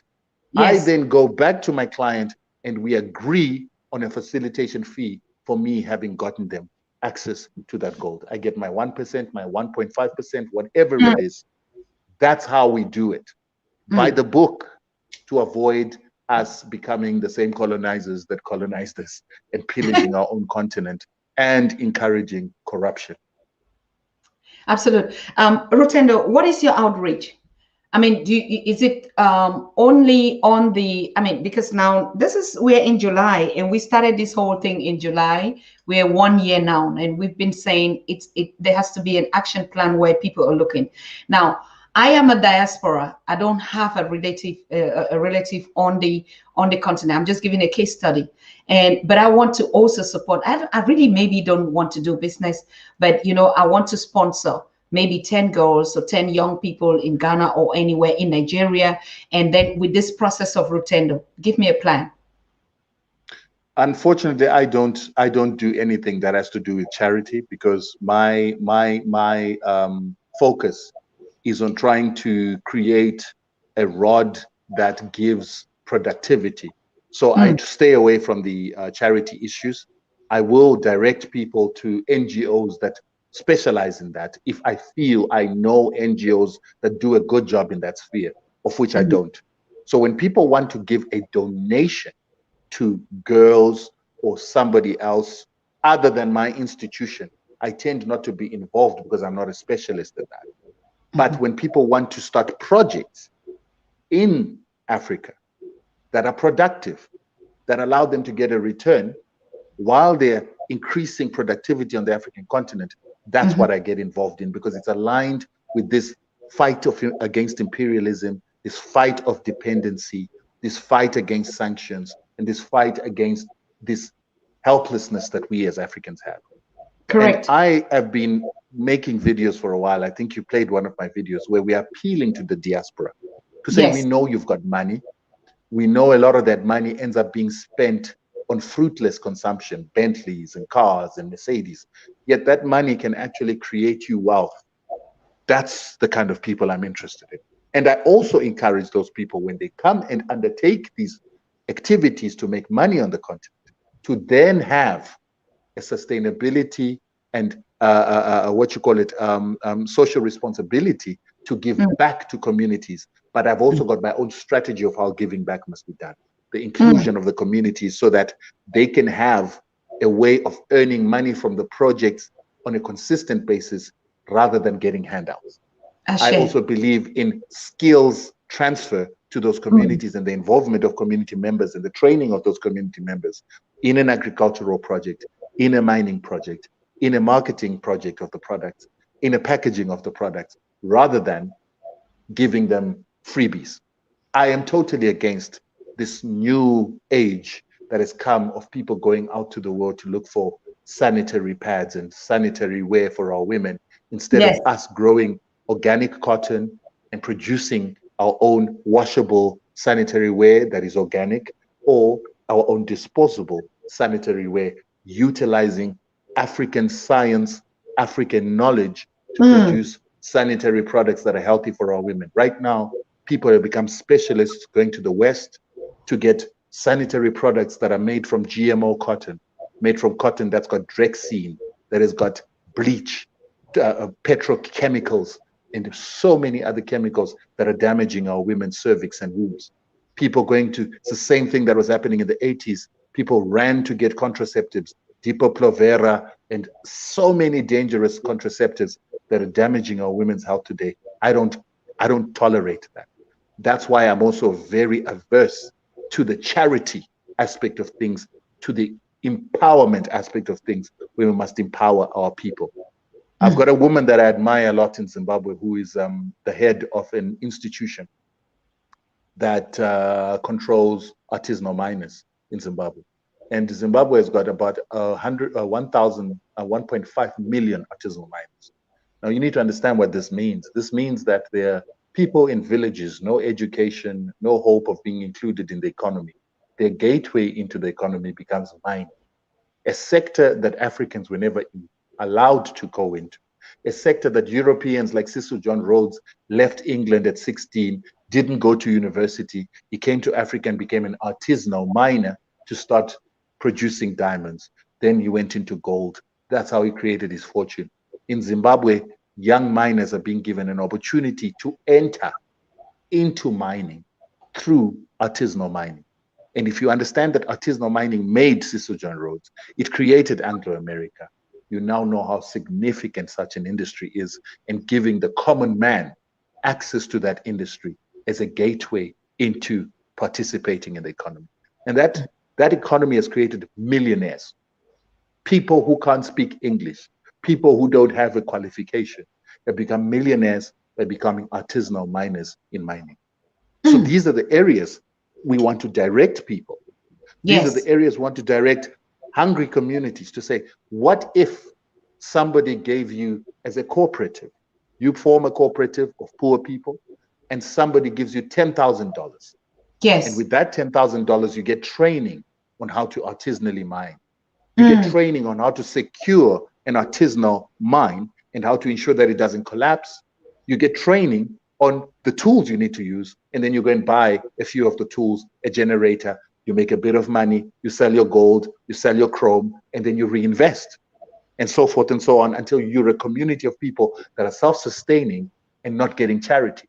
Whereas had we gone the charity route, and a person gives us $10,000, we give to the community, they buy uniforms, they buy shoes, they buy whatever, it's finished in another month, and they're back to begging, they're back to destitution. We haven't empowered them. We have not empowered those people. But there are means and ways to empower those people. We can get them a hectare of land. We can get them 3 hectares of land. When we get them a hectare of land, we make them grow ginger. We make them grow garlic. We empower them with the money. And like I said, we don't give them the cash, but we give them the tools. We give them the shovels, give them the rakes, we give them the seeds, we give them the seed land preparation, we get them a trainer to train them, we get them an extension worker to guide them, we get them people to give them notebooks that they can take notes. They grow their first garlic, they harvest it, it's taken to market, their profits are given back to them. They are forced to reinvest some of the profits while they can use the other profits to take care of their families. And the cycle continues like that. We need more projects like that rather than charity. No, but exactly, this is the point that I was saying. This is the point. Because we're talking in the level of you as a social entrepreneur, like what we're saying. Oh yes, I got you. All right. Yes, actually, what I was saying is like build a community. We're building these multi-communities, and the people that are funding those communities are the projects. But the projects are profit projects, not come and throw or just give. That was the question. Okay, I got you now. Yeah, absolutely. Well, there's one of the projects that we were involved in with my civil society organization, where we keep talking about sanctions, and people think that fighting sanctions is about going out there and fighting and walking on the streets and protesting. No. It's actually about building self-sufficiency. It's about making Zimbabweans understand that you have the capacity to look after yourself, to produce for yourself, and to produce enough from the land of this nation to start having the consciousness to know that you need to protect this land because it is your factory. So one of the things is to go into schools and to give schools the capacity to produce for their communities, to educate the children that a chicken, when brought with another chicken, can reproduce. And when that reproduction happens, it can increase the number of chickens, and then you can begin to kill those chickens and sell them to the community. The community doesn't have to go to a store, doesn't have to go to the city to go and buy food, to go and buy meat. They can buy it from the school. And then the money gets reinvested into fixing glasses, into buying textbooks, and making the school self-sufficient, but what you're instilling in the children and the teachers is that you can utilize this factory called land to start producing, to look after yourself so that you're never destitute. So that kind of a community and students grow up knowing that I don't need a job. All I need is a factory. You see? Yes. And everybody has already got a factory in most African countries because we've got villages. Many of us are not using the villages. And so we need examples, monies to be put into communities where you can start with a cooperative of one village that's got 10 homes, 20 homesteads, and you start by putting a borehole in that homestead and putting irrigation equipment that can irrigate a garden at one of the houses on behalf of the community.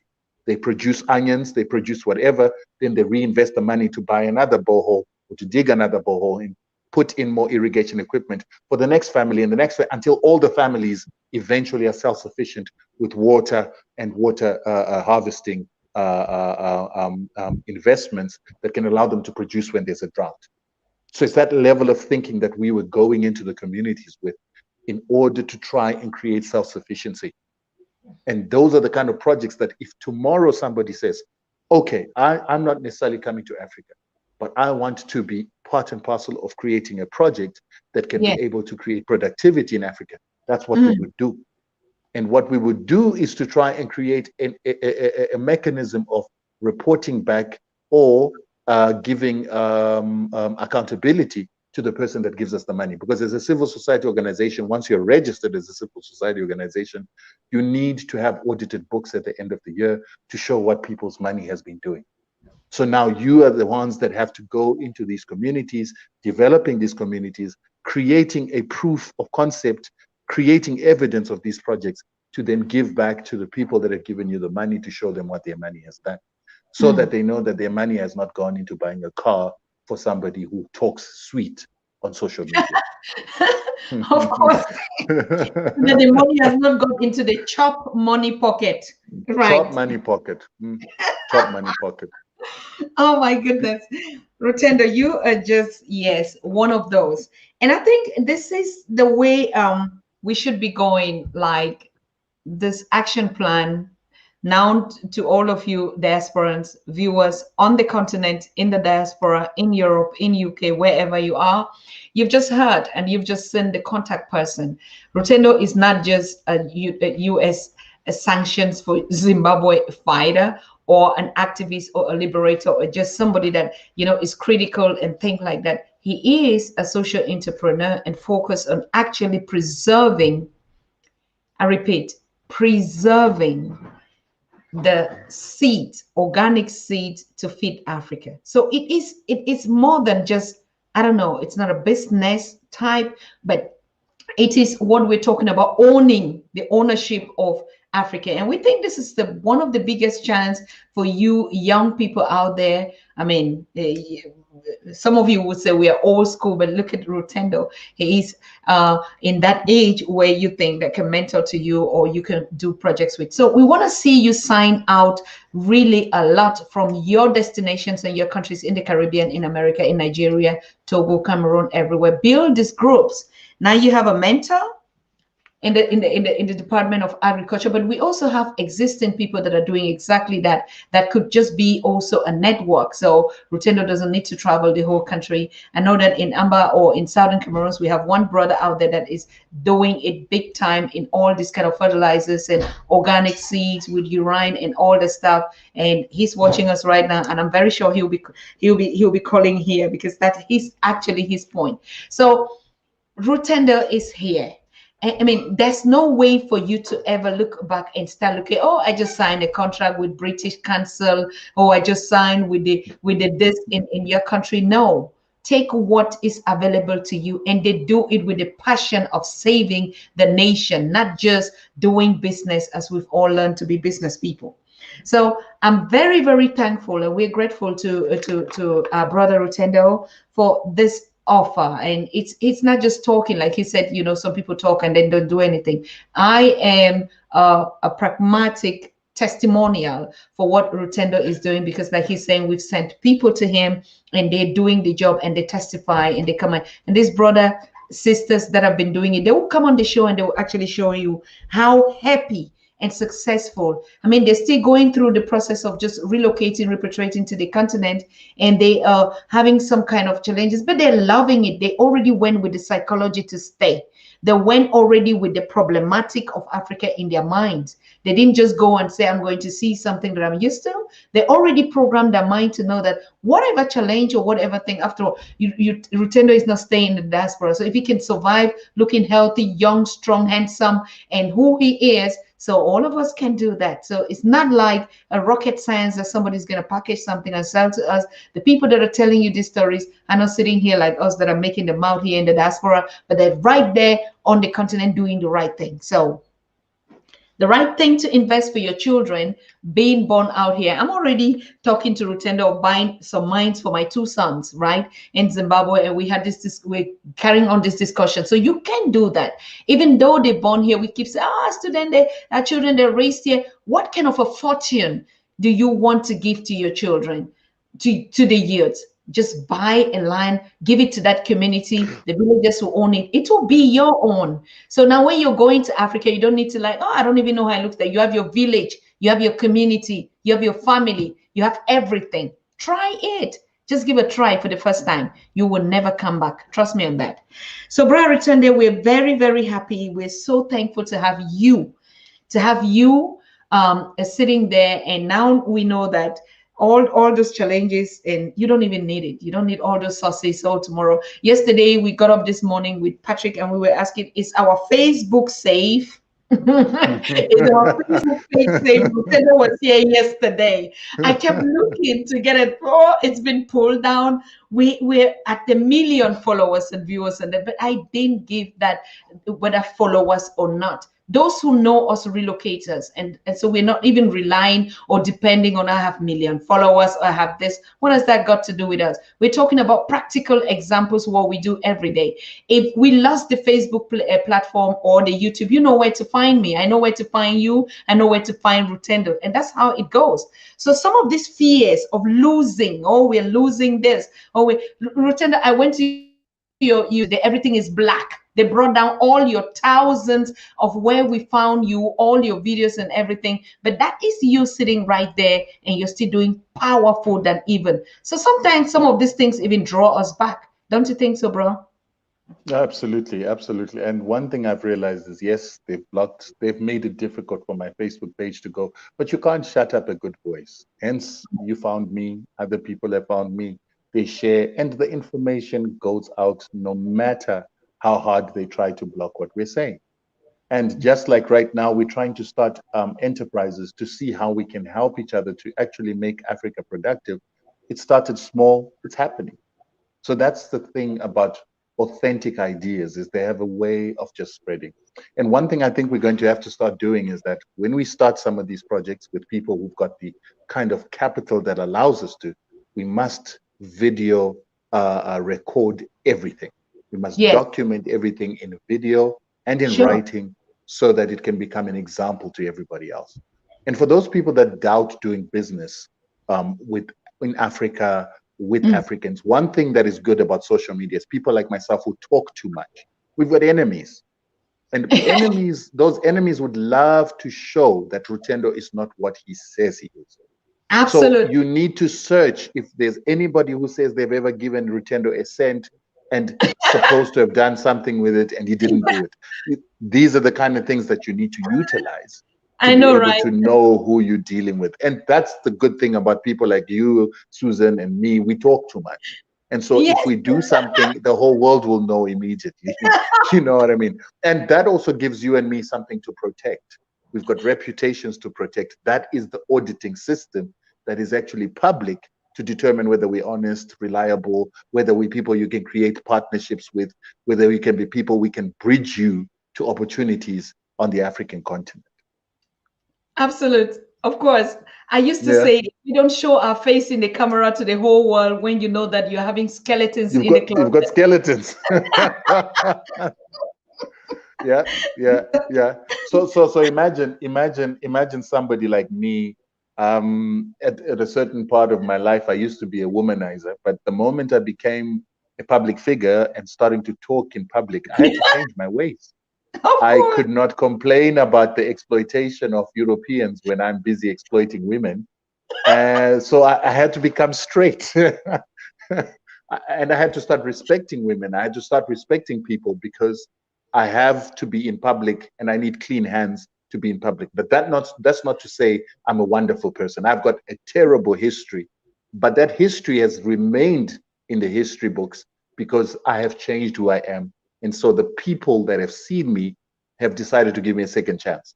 So that's what this public life is all about. It forces you to be straight and narrow.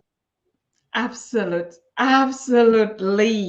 Anyways, we know that COVID took away every old past and then refurbished the new. And so all of us that are meeting in the 21st decade, I mean, are just the newborn or the freshborn starting from Yes. everything. So the relationship is a new decade for new context and connection. And we're starting from afresh. So we pushed everything that whatever might have been your past. I'm talking to even all our viewers here. It's a new decade. It's a new start. It's a new everything. It's a new destiny. It's a new people and things that we're going to meet in our lives, refreshments or projects or whatever. It is always a new beginning, and this is it. So whatever was, and it's gone with COVID. Buried, even the very empty boxes, and say there are Yeah. people in it. So whatever, the very ideas. So that's fine. That's very fine. We love you, brother, and you are absolutely.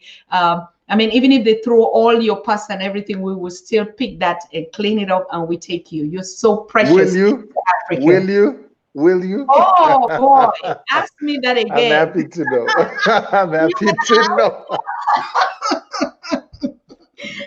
you can ask that again. Of course, we will. We will, of course.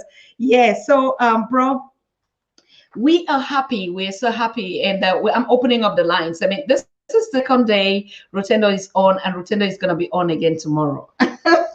I'm laughing. Why? I'm laughing because for the past 3 months you've not been here, but not only that, we've hardly really done a show. Hey, that has taken us 3 hours. You're hitting another day today on that, like yesterday you did. So I'm opening. I just told you Dr. Zamal would be calling very. He's the one that has been waiting, and he's calling already. So we're taking up the calls right now. Hello. Hello. Yes, I couldn't wait. I know. Hello, Dr. Susan. Thank you so much for this wonderful program and for bringing Rutendo to come and educate us. The one good thing about your program is that it's a forum where people get to know each other, and it brings us Africans who passion for different things on the continent. And so, hello Rutendo. It's a wonderful pleasure to having watched you for the past 2 hours, and I loved every moment of it. So I'm really interested in agriculture, and one of my main interests is in food security, and food security in the sense of our grandmothers who are in the village today, and not the people in the diaspora who have the capital to come in and invest. How can the old mother in Blantyre or in some village who never went to school, how can she be secure in her food production every day? So one of the challenges that I think we have as Africans is that our parents or our parents are not well educated in what they need to do in producing food. You are in somewhere in the diaspora, or maybe in the capital of Zimbabwe. How many mothers in the villages actually listen to you or watch you to actually learn from you? So that is one of the greatest challenges that we have. And I think that we may be lucky to be living in 21st century where we have TV, we have television and radio, where some of these things that you are propagating, can be broadcasted on TV in the local languages, so that our parents can learn how to do certain things, how to improve upon their agricultural productivity. So that is one of the things which I'm going to suggest strongly that you consider as part of the work that you do. Anyway, that said, you spoke a lot about organic fertilizer, and you talked about different kinds of fertilizers. But one of the things which I'm really, really, really interested in is, and that is very easy for every mother in the grand village, in the village, to do or to undertake to produce food, is to use urine as organic fertilizer. Urine has phosphorus, nitrogen, and those are the elements that plants need to grow.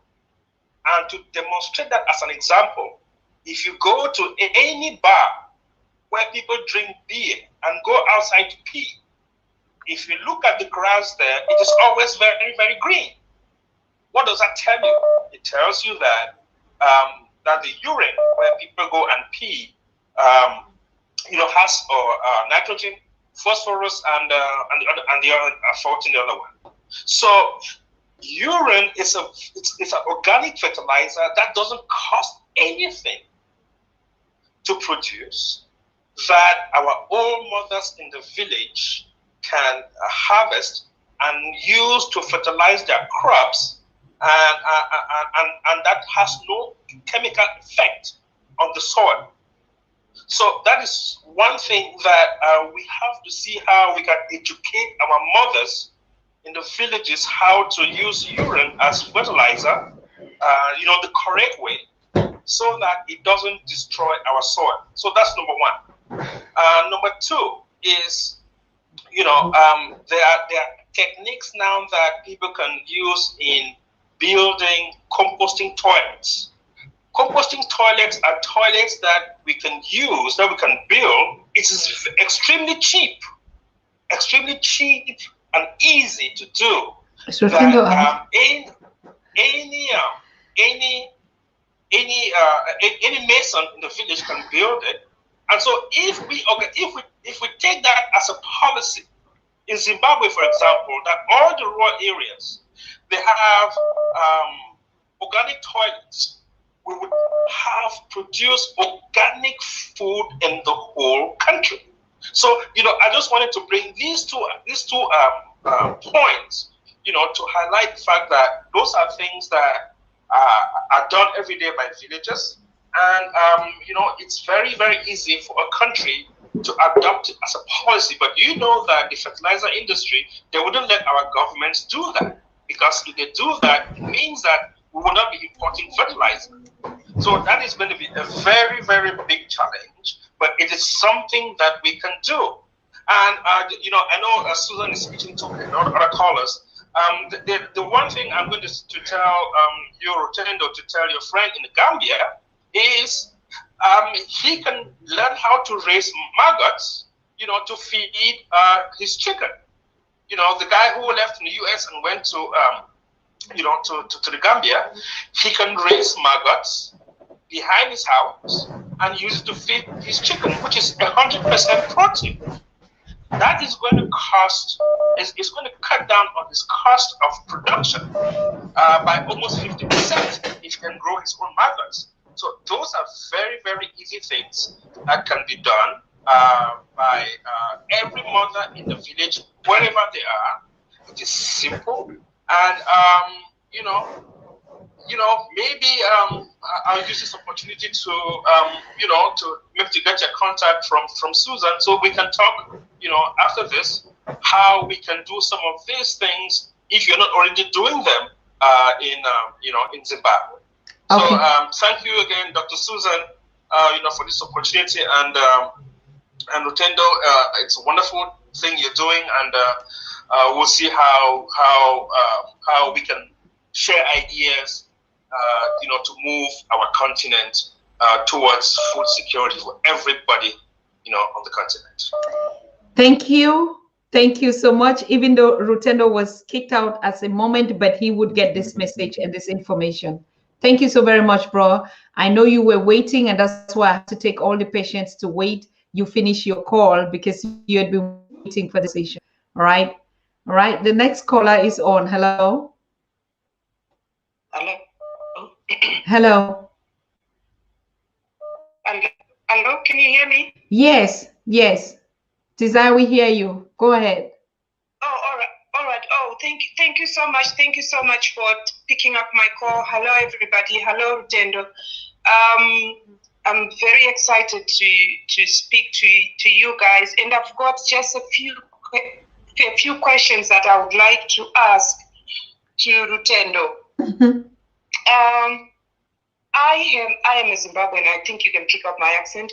I am a Zimbabwean, and I have a few things that I would like to know how you can help to create this idea that I have, and I'm sure a lot of people are also thinking of the same thing, that when you want to drill a borehole in Zimbabwe, I've noticed that it's the Indians who are doing it, but they are using our own Zimbabweans in the forefront to act as if it's their own company.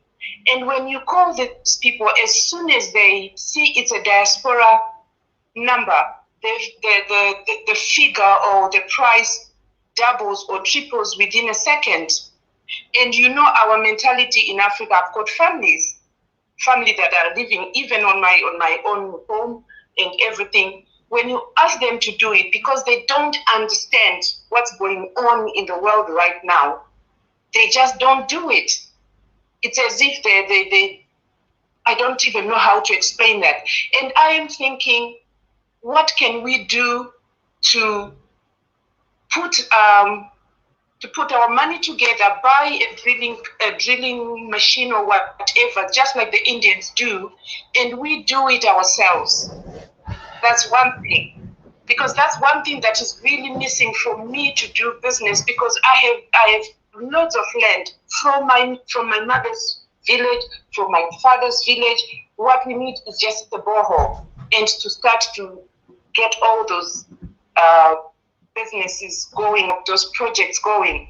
And even the solar is the same thing. You find out that the Chinese, they are using Zimbabwean names like Wakanda and you call them thinking, oh, this is a Zimbabwean company, and yet it's the Chinese who are running it. And I've put solar in my house from February up to today. That solar has never worked. And that was a huge solar, like a very huge solar that lifts up the whole house with pool and gate and everything, just like in Europe. And it doesn't work. Isn't there any company that is producing solar panels in Africa that we can go and start to work with? Okay. That's my two questions. Thank you very much. Thank you so much, sister. I hope Rutendo is there. Oh, okay. I think, yeah. Anyways, Rutendo is not there. Rutendo was kicked out, and I see it. And I'll just be taking the calls because I know he's listening, and he will respond to them when he comes back on the show tomorrow. He has a 3 days course. I mean, we just discussed about it today because of this ceremony from Kaunda is not taking place in the days that we kept. So we are lucky to just have him. And these 3 days, we are lucky to have hold on him. So we just want to exploit all that we can. Yeah. Friday and Saturday, we are not live. Sunday, we're celebrating Maponga's birthday officially on the Pan-African Daily. And then Monday and Tuesday, we're doing our award certificate. So you just know. So that's why tomorrow we keep everything apart and we have to get another lecture from Rutendo on another topic. Very exciting. So you don't want to miss this. Hello. Greetings, Dr. Susan. How are you? Fine, Dauda. I'm fine. How are you? I'm well. And to is all that you are doing and to see my brother over there. And greetings to him. And I have a quick question. I would like to know if in his project, or having a project that includes food preservation, because I see he is very much in farming and promoting all their subsistence farmers and into maybe commercial farming. But I would like to be like majority of the people in the village. It's not always like everybody doing their farming and self-sustaining, but at the end season we might have surplus. Are we looking into maybe just selling all that and sell all of it, or there is also some project we are putting together to say, look, our surplus is not all go into the market now, which might in turn in a good destabilize the balance of the market, or end up or reducing the price of our. Does he have any project that check? Okay. Please. All right. You're talking about food preservation. I noted it down, Dauda, and he will be joining us back live. I think his connection is a little bit tripping, but he will be back. Okay. I noted it down already. So thank you. I'm picking up the next call because Kwame is calling. Hello. Yes. Hello, Dr. Susan. Yes. Welcome. How are you? Can you hear me? Yes, I can hear you. Everyone can hear you. Go ahead. Perfect. Perfect. I just want to say thank you for the show. I've learned a lot from you and all your guests, and I appreciate everything you're doing. You might tell I'm based in Texas. I'm from Sierra Leone, in Ghana. Mom is Ghanaian, father Sierra Leonean. But I was listening to the show the other day, and it was the gentleman on talking about a logo. So I heard the message. So what I did was I partnered with a company who is actually making me a logo right now on a beret. And I'm actually looking to make at least 500 just to start, and contact you after I do that and see how we could, get it to the people, because I think it's necessary. And this logo is not for everybody. If you put this logo on, it means you're ready to die for Africa and hold what's, protect what's yours. So, yeah, I'm looking to get at least 500 for a start, and we can go from there. It's going to be the logo on the beret, and we're going to be probably going to be shipping it out, but we'll talk about that later. Also, on a more serious note, Rutendo mentioned the sanitary items earlier in the show, and I know a company here in America who is actually producing sanitary items for women. And I went to their demonstration one time, and it is obvious there is a lot of harm on these sanitary products that our women are using.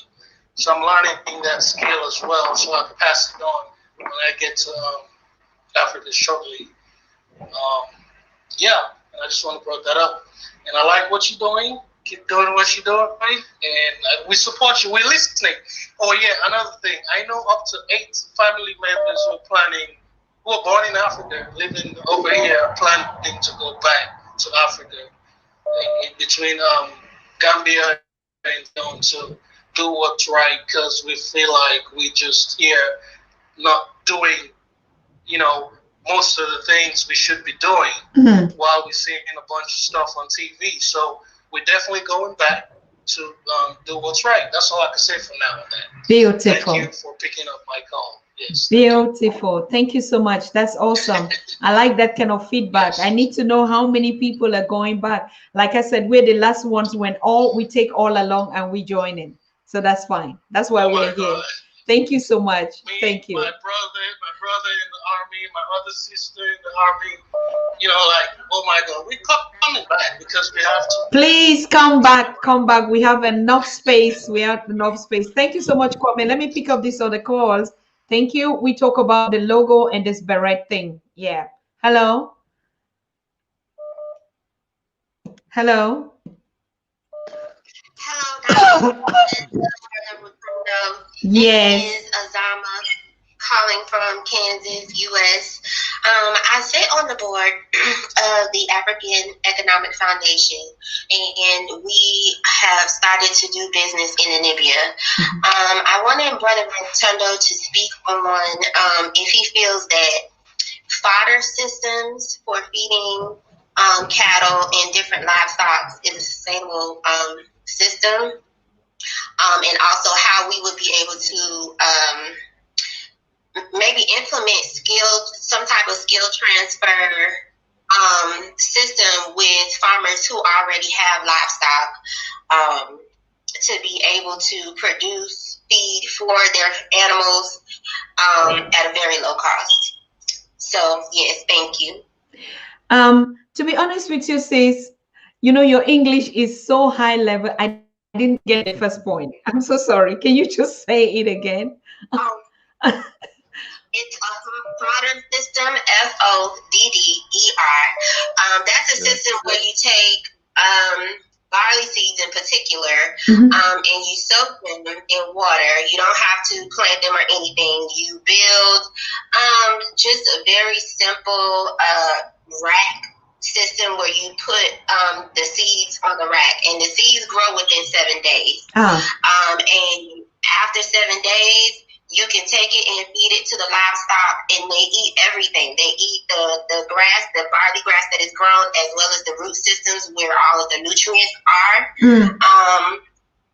And so that is what the business that we have begun in Namibia with our group, the African Economic Foundation.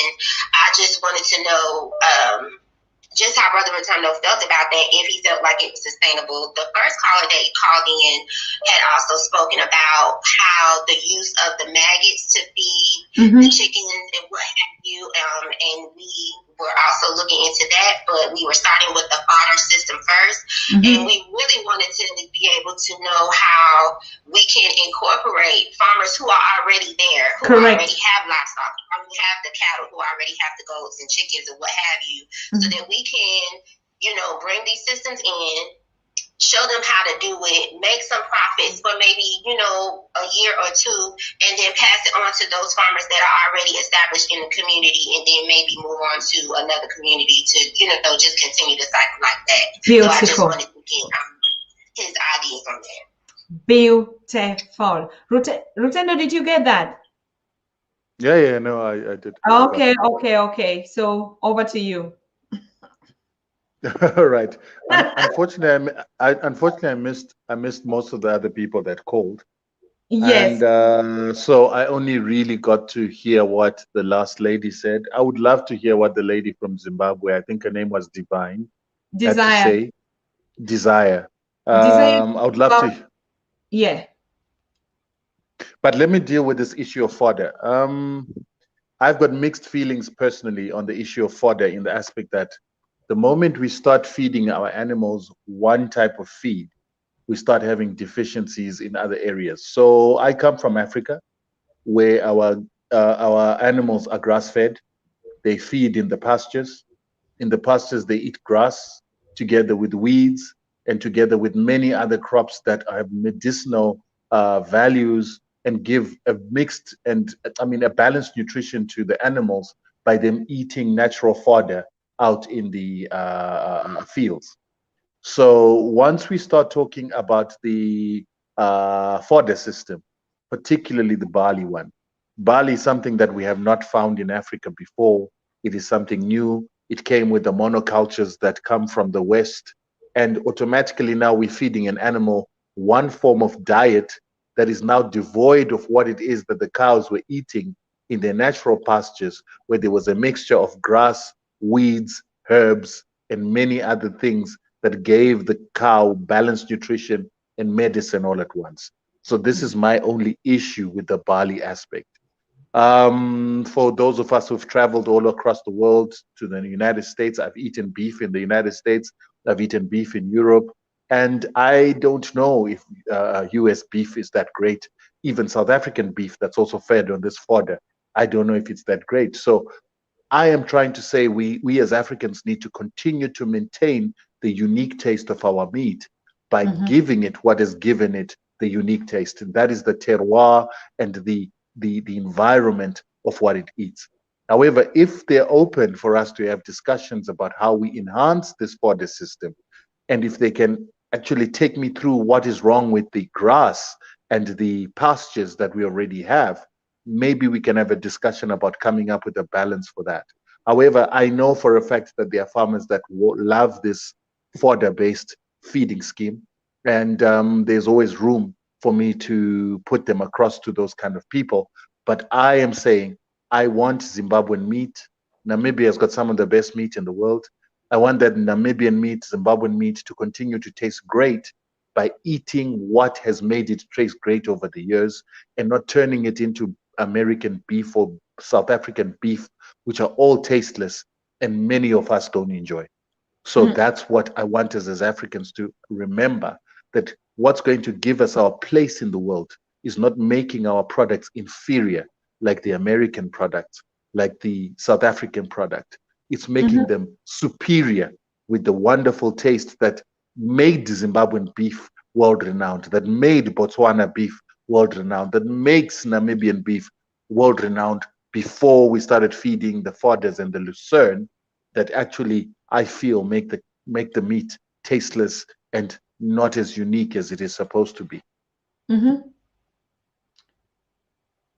Okay, I think she's got it. Rutendo, you're just saying, and I was just getting back to a message that next year we're planning the expo in Germany. And I'm just saying, I don't know what date that the government is giving us the space that we're looking at, but it should be around August or something like that. So do you want to save that date? Because we need you as experts, particularly in this field. And we want to get together, like do this kind of tasting of beefs, how they taste. So we're going to taste everything and compare and get people to really know what we're talking about. Like you said, practical examples were what our forefathers left on, not just passing the knowledge, but the practice. So we're talking theory, and then we could go actually on the practicals, and we could really do the workshops on it. Do you get the point? Would you be get the point, and something like that on an expert on agriculture and every other thing that you'll be an expert in everything?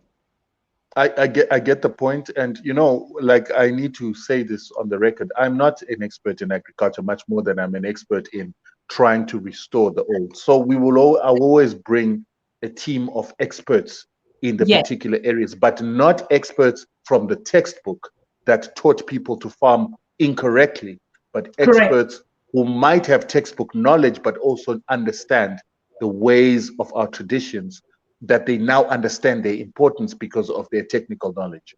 And this is why I brought up the issue of this issue that I've got with the fodder, that fodder is not natural to Africa. Fodder is not how we fed our animals. In fact, there is a lot of talk about how it is that our animals are missing their nutrition they need because they're eating fodder and grain instead of eating grass. And it is grass-fed beef that has the best nutritional benefits for both the eaters and the cattle themselves. And so that's why I would like to engage the lady that called in to say, are we just going to introduce fodder to fatten the cows quickly? Or are we thinking about all the other aspects, the health benefits, the omega-3s that are supposed to be within the fat, the immunity boosting that is coming from the pasture feeding, where a cow just doesn't eat the grass, but it eats many other crops and plants and weeds within what it's doing, and herbs that give it the health immunity that might not come from the fodder. So maybe we need an engagement, and then we need to make them taste the meat that's fed from the pastures, and compare it with what is fed from the fodder for us to see what works best. But I think Africa's got the best tasting meat, and if we're going to have solutions like the barley, we're only going to make our meat taste like European meat and American meat, and that's not meat. Yeah, I hear you. I know that my father used to say it when he was rearing his cattle. He never ever, anyway, in that their era, they didn't. So he would give just natural salt, walk them to the rivers to drink, and they eat natural grass. I'm telling you, that meat, I've never had a taste of any beef anywhere on earth that tasted like that. So that's absolutely true what you're saying. And before you go on that point, Annie, Africans must understand that, and understand that that is a selling point. It is a unique selling point that we mustn't lose. African food must not be turned into Western food. African food must not be diluted into the tasteless stuff that we're eating overseas. It must remain African, it must remain tasty, and we must package and brand that African taste and actually get a premium for it, in the same way that the Japanese get a lot of money for their Kobe beef, which I do not believe tastes anything close to what African beef tastes like. And we need to do that with goats. We need to do that with our sheep. We need to do that with our pork. Yeah. Absolute. Anyway, the expo is, I mean, like the festival that we usually do, but we want to focus on culture and agriculture. And so exactly like you're saying, we're going to be getting these delegations that are coming from the different industries, and then with the expertise and the team out there. All right. So let me take the other call, please. Somebody's just here and he's listening to the show, and it's a kind of a distraction. Hello? Yes, Dr. Susan, thank you for taking my call again. I wanted to respond to I think the two callers before, the one who was talking about processing food that is grown in the village. I would like to suggest to your caller to watch Amber Farmer's Voice. Amber Farmer's Voice is a TV program where farmers in the villages are taught simple techniques, in the complete food chain. And one of the programs we did was teaching farmers how to build a solar dryer in the village. And this solar dryer doesn't need anything you have to buy from town. All you need is wood and plastic paper. That is it. And you can use it to process any kind of food, whether it's tomatoes or mangoes or anything that is produced in the villages. Okay. And another advantage, answering to this other lady who talked about hydroponics. What people are using the solar dryer now in southern Cameroon to do is, in the raining season, where they have lots of fresh grass, they cut grass and then they dry it in the solar dryer, so that in the dry season, when there's no fresh fodder, they use this to feed their cows and the goats. So it actually solves this problem of hydroponics. Nevertheless, hydroponics, even though it may have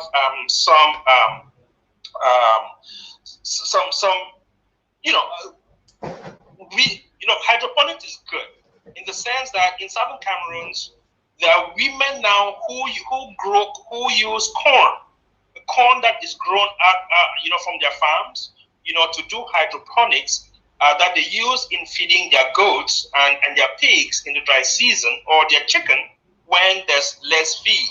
So it is a circular cycle in the sense that once you use your urine or your organic compost to grow the corn, you harvest the corn, and then you eat some of it, and then you use some for hydroponics, to feed the animals back. So once it's a system like that, then it works.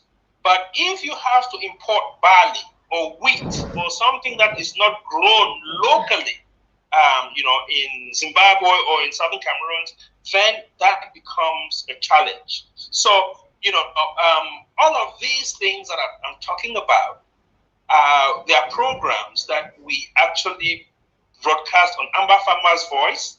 And even though it is in Pidgin, but any farmer in Zimbabwe or in Burkina Faso who watches them, can follow the step-by-step process in all of these things. Okay. So I just wanted to highlight this, to your caller. And before I go, I just wanted to let your callers know that we also did a program how you can make a fridge, a local fridge in the village without is it and it works. Excuse me, is it okay if we will have you as guests on the show? Let us stay focused Absolutely. on this. Yes, all right. So I will get in touch with you so that we don't mix the facts and we get the stuffs together. Is it okay? Absolutely, ma'am. All right. Thank you so very much. Thank you. Yes. Rutendo, the sister from Zimbabwe was asking the issue of solar, and I think because you were kicked out, that's why this brother is trying to get to that. That in Zimbabwe, to do the drilling, is it a possibility where Zimbabweans can put their money together and buy a drill because the Chinese are doing it? And now, if you're calling from the diaspora, they charge you a lot of money, the Zimbabweans, or the solar system also. I mean, that's just what Desire was asking. Okay, the drilling, she's talking about drilling for water, or what kind of drilling was she talking about? I think for water, yes. Yes, okay. Yeah, I'm laughing because I understand the problem that is there with drilling boreholes in Zimbabwe, because there's a lot of unethical activity happening. But I've always said that Zimbabweans need to learn to, I think when we were a moment ago, we're talking about creating systems and process. I thought we would talk about holding people accountable. I thought about creating contracts. So what's happening with drilling is that you go to Zimbabwe, you want to drill a borehole. You go to a company that says that it drills boreholes. It gives you a company that is going to do the hydrological survey. When they do the hydrological survey, they come back to you and they give you a document that says your water is sitting at 80 meters below the ground. If you drill here, we're going to be able to hit the water at 80 meters, and then you have your borehole. And then what's happening is that the driller comes, starts drilling, hits 80 meters, doesn't find water, and then he tells you that, listen, we didn't find water, so we need to continue drilling for another 40 meters, and we're going to charge you extra. For me, that's a breach of contract already, because we signed a contract on the basis that the hydrological survey is done by a company known to the driller that confirms that the water is at 80 meters. So if water is not found at 80 meters, that is a breach of the contract, and that contract should become voidable, and there should be restoration of the money that was given to the driller. That's how I understand it. But because people are not creating contracts with their drillers, they end up paying more money and being held to ransom by their drillers when the driller doesn't get water where he said the water is going to be. So there are two ways to deal with it. Number one, you get your own hydrological survey done by an independent hydrological surveyor. Then you need to be able to get the degree of certainty of where they say the water is. So get a hydrological survey done with a person that's got the hydrological survey equipment, rather than somebody who's got a rod and is doing the looking for water in the traditional way. And then let the hydrological surveyor give you a report and a guarantee that water is where they say that it is. And there should be a form of penalty clause if the water is not where they say it is. Then you get your driller in and let your driller drill in where the spot that they're supposed to drill and at the angle that they're supposed to drill at. So these are the problems you got. So you got too many fly-by-nights in Zimbabwe that don't know what they're talking about, that are cheating people of money. So she's asking, is it easier for us to do the drilling for ourselves? Yes. For me, that's a bit tricky, because what she seems to be asking is, you buy your own drilling equipment and then you drill. But the question is, once you drill and you've got this drilling equipment, are you now going to sell the equipment afterwards, or are you going to use it now to do your own drilling? That's point number one. Point number two, You cannot run away from the issue of expertise, even if you buy your own drilling machine, because you still need a person that understands the hydrological mapping and hydrological survey to be able to determine where water can be found and where to drill. So are you going to get that equipment? Are you going to get that expert? And are you going to get expert drillers to work on your machinery and then use them in other places? For me, that's already going into two separate businesses. Wanting a borehole to go into agriculture and then buying a hydrological survey machine and the driller, that's a totally different business and a totally different expenditure altogether.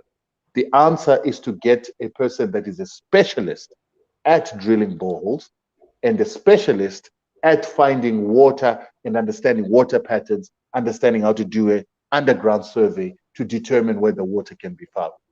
To find these experts, you might have to pay more money than usual, but you will get quality for your buck if you get the right skills and the right drillers. And so that's my advice to you. Get the right people to do the job. Get people with a track record. Get people who will sign a contract where you agree that if you give me a hydrological report, that report, if it says that my water is at 40 meters, if the water is not found at 40 meters, what is the penalty? What is the mitigation? What is the risk management? The driller themselves must be given this report and they must tell us how they're going to drill. They must give us the plan. They must give us the drill design and say, this is where we're going. This is the angle we're going into. This is how we're going to hit the pocket of water. And if they fail to hit the pocket of water in the time that we've promised, the question is, what kind of mitigation do we have? What kind of risk do we have to share with the driller when that happens? All this needs to be documented in a contract. I know people don't want to get lawyers involved. They don't want these complex things. You can do it in your own handwriting. You can agree, have consensus, and sign such an agreement, and then there's consequences afterwards. I do the same thing in marketing. Sometimes I have to do a branch. I have to do branding on a bank branch, and I've got to get people that do signage. I've got to get people who do the branch work. I've got to sign agreements with these people. I've got to ensure that we've got a time penalty clause. I've got to ensure that we've got a quality penalty clause. We've got to ensure that I've got to give them a quality criteria and a acceptance criteria and a rejection criteria before we start doing the work. Point I'm trying to make is in business, we do it every day. We do contracts with people who promise to deliver things, and we create contracts with those people to bind them to what they said they would do. And when they don't, there is always a remedy that we've agreed beforehand, that if you don't deliver what you say, if you don't do it in the time, if the quality is not what you say it is, then what is the next move? Do you give me my money back? Do I start deducting money from the job? This is what we need to do even with drilling. The problem is when we do things in our personal capacity, we throw away the professionalism, we throw away the systems, we throw away the processes, we throw away the risk management and the risk mitigation. We need to stop doing that and be professional through and through, pay a bit more money, and make sure that your service provider has got insurance and your service provider has got finances to cover any damages if they do not deliver what they're supposed to do. That is my advice to that. On the solar, like I said, I've got mixed feelings on solar because of the batteries. Solar batteries, so solar is supposed to be environmental friendly, but the process of manufacturing the batteries that are used to store the energy in solar is a filthy process, very environmental unfriendly. It includes getting resources from African countries and exploiting African countries to get some of those resources. So I have very great reservation on utilizing solar because of that. So you've got two types of batteries in solar. You've got the lithium batteries in solar. They use lithium, they use carbon, they use graphite, and they also are very difficult to dispose of at the end of their life. Then there is the other battery, an acid battery. I've just forgotten what we call it.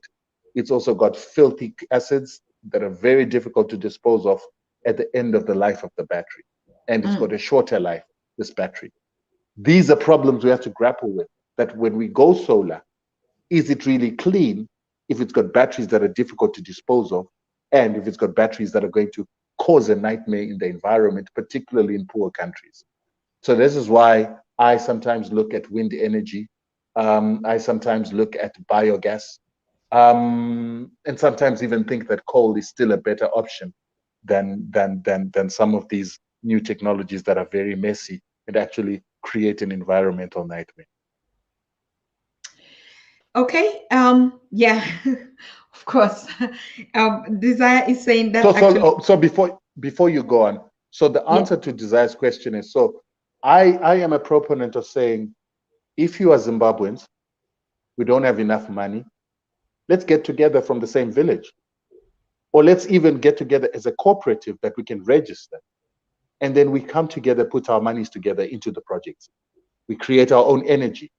And I'm not going to totally cast out the solar aspect, because how many other feasible means of making electricity are there? So if you choose to do this solar, then have a management system to say, how long is our solar project going to be? What is the lifespan?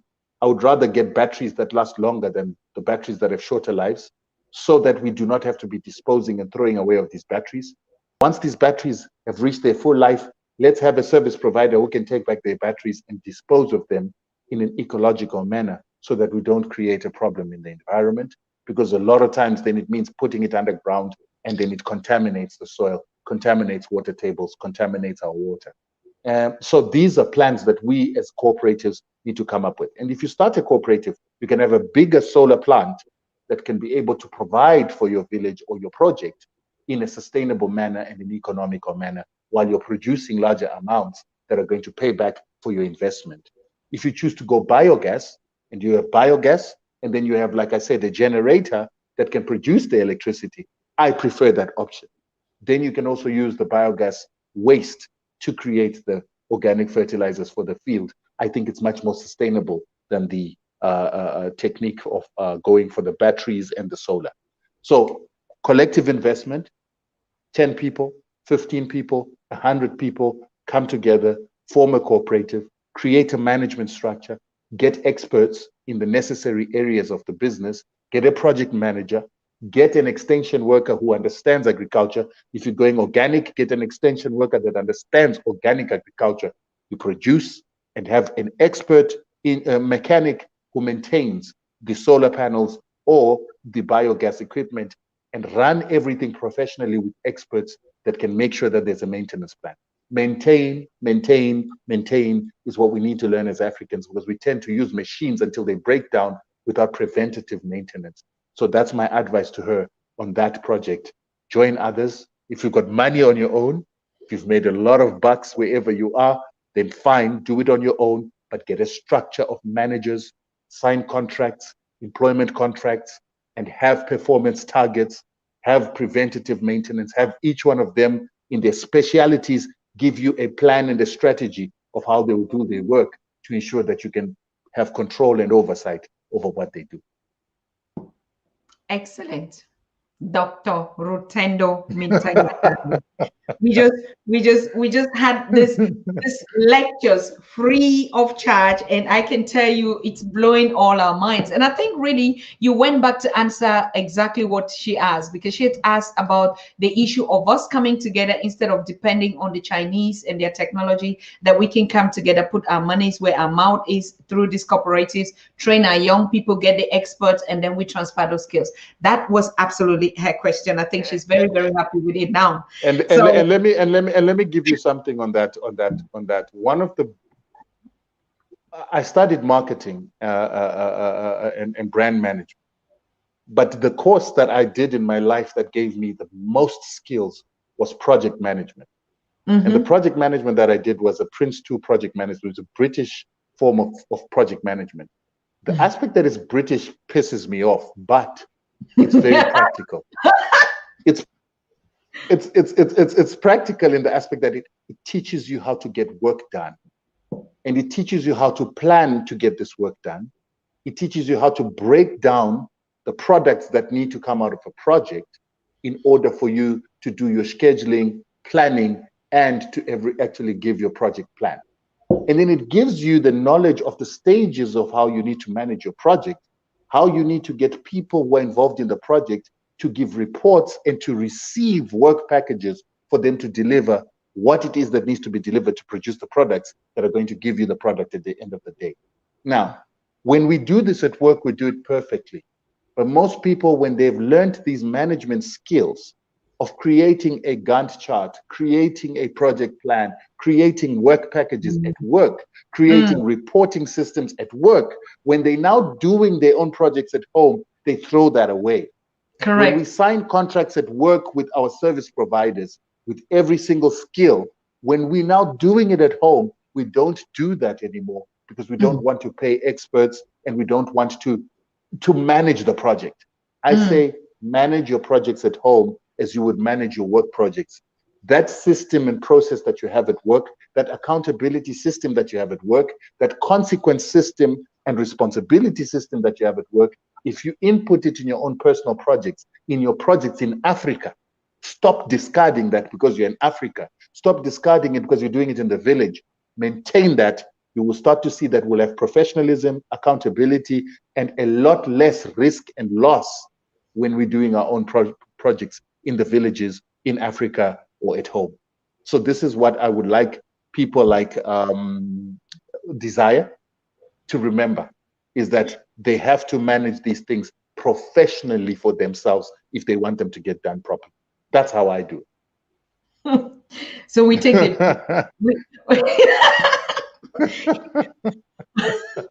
I mean, as a matter of fact, that has always been the issue with us, the structure. Because all these things is the structure, whether it is the KISS strategy, the SMART strategy, the Gantt charts and all that. It's the structure that we actually need. And we say the African way because we're just the zigzag, whatever, the multi-actives and the, you know. So of course we need it. We need that. And people think, and people hate that stuff because your project is actually, your project is actually run in that first part of the planning process, where you plan, where you create timelines, where you create dependencies, and where you create relationships between what you're supposed to execute, and where you break down your project to its little pieces so that you know what effort needs to go where, what resources need to be done, and what approach you need to use to get those things. That is what a lot of people don't want to do. Unfortunately, it is the 80% of the project. By the time you start doing the physical stuff, this planning process is where everything is put into its place, where you calculate the problems, where you fix the problems and come up with the solutions. And if you skip that and you just go into executing, you actually realize that you actually screw up everything in the execution because you didn't think your project through. You didn't think of the problems. You didn't think how to link certain things together. And once you do it on paper, it's done and it's almost going to be always successful.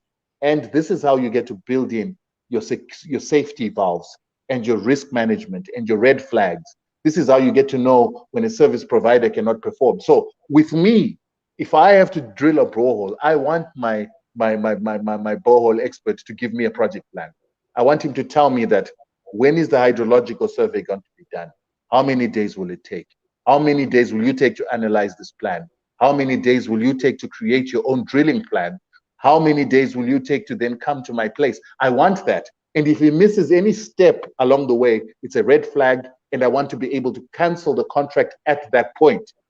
You see, because those are my safeguards. That's my risk management. That's where I'm able to determine whether this is just an issue or it's a risk, depending on how it is that the service provider has done his steps. So I break my project into pieces for me to safeguard myself from a lazy service provider or an incompetent service provider.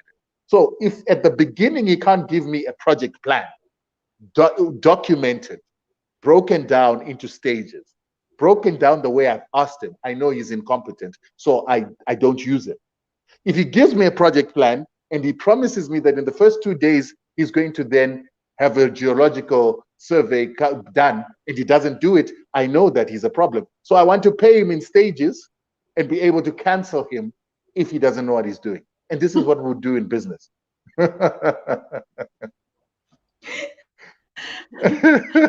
my God. I'm just, it's I'm laughing because it's like you're pointing a finger at everybody's face. Like, we do it, we have all it, we have the certificates, and later we just chew it and throw it, and then begin to do the other way. It's so crazy. It's just that's what I'm We laughing, forget. like, you're We talking. forget. We forget. Oh, boy, it's I'll tell you a story. I'll tell you a story. I once did some project where we did branding for a company that was launching, an insurance company that was launching. And as a black service provider, I had to engage white signage producers. And when I engaged this white signage producer, I made them sign a contract. After making them sign a contract, I demanded within the contract that I want you to give me a project plan. I want you to give me your timelines. I want you to break down each and every product that you're going to give me, when you're going to deliver it, the production process. I want you to tell me, I want to be there when you produce my signage.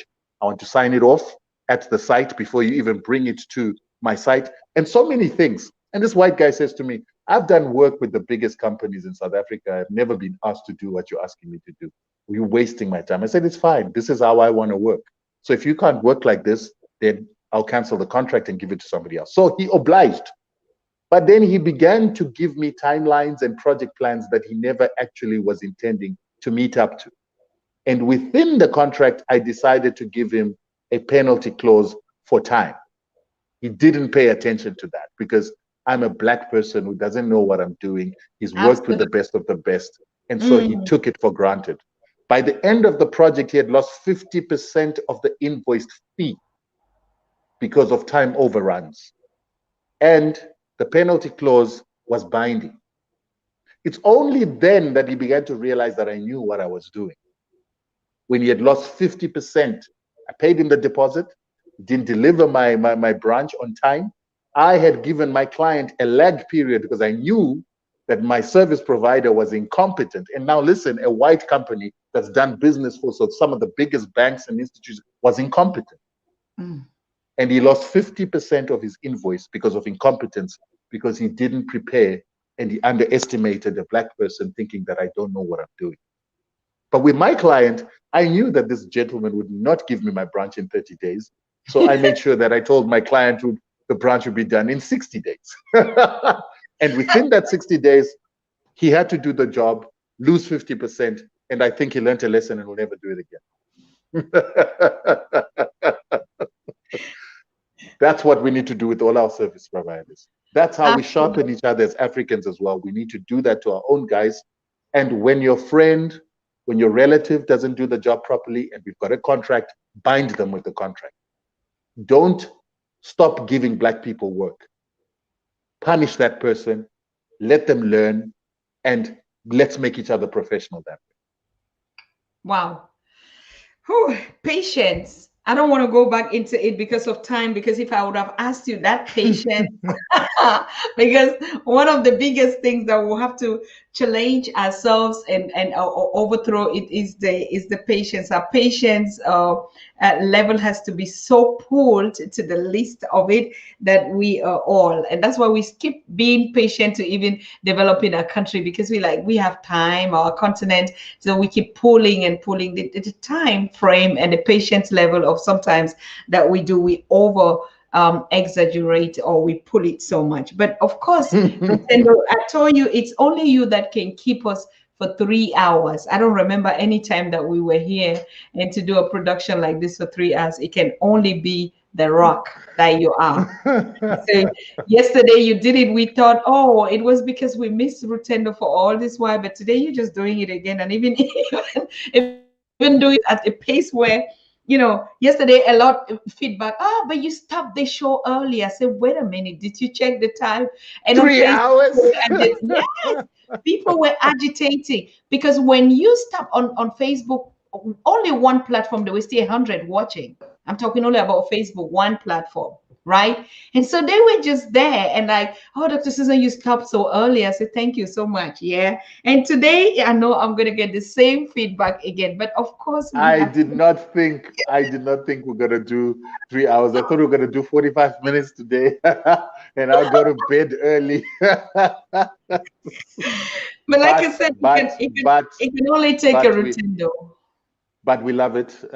It's nice to share information with people who listen, and especially people here. They give feedback. I mean, you get people calling you after the show. You get people sending you messages in your inbox. That is encouraging. It's brilliant. And I think people are learning. It's nice to know when people are learning. And then the people who come and say, okay, I heard what you said. You were talking a lot yesterday. Let's do. And they actually start wanting to do things and we get projects done. I love that. So it's worth it. Yeah, it's worth it.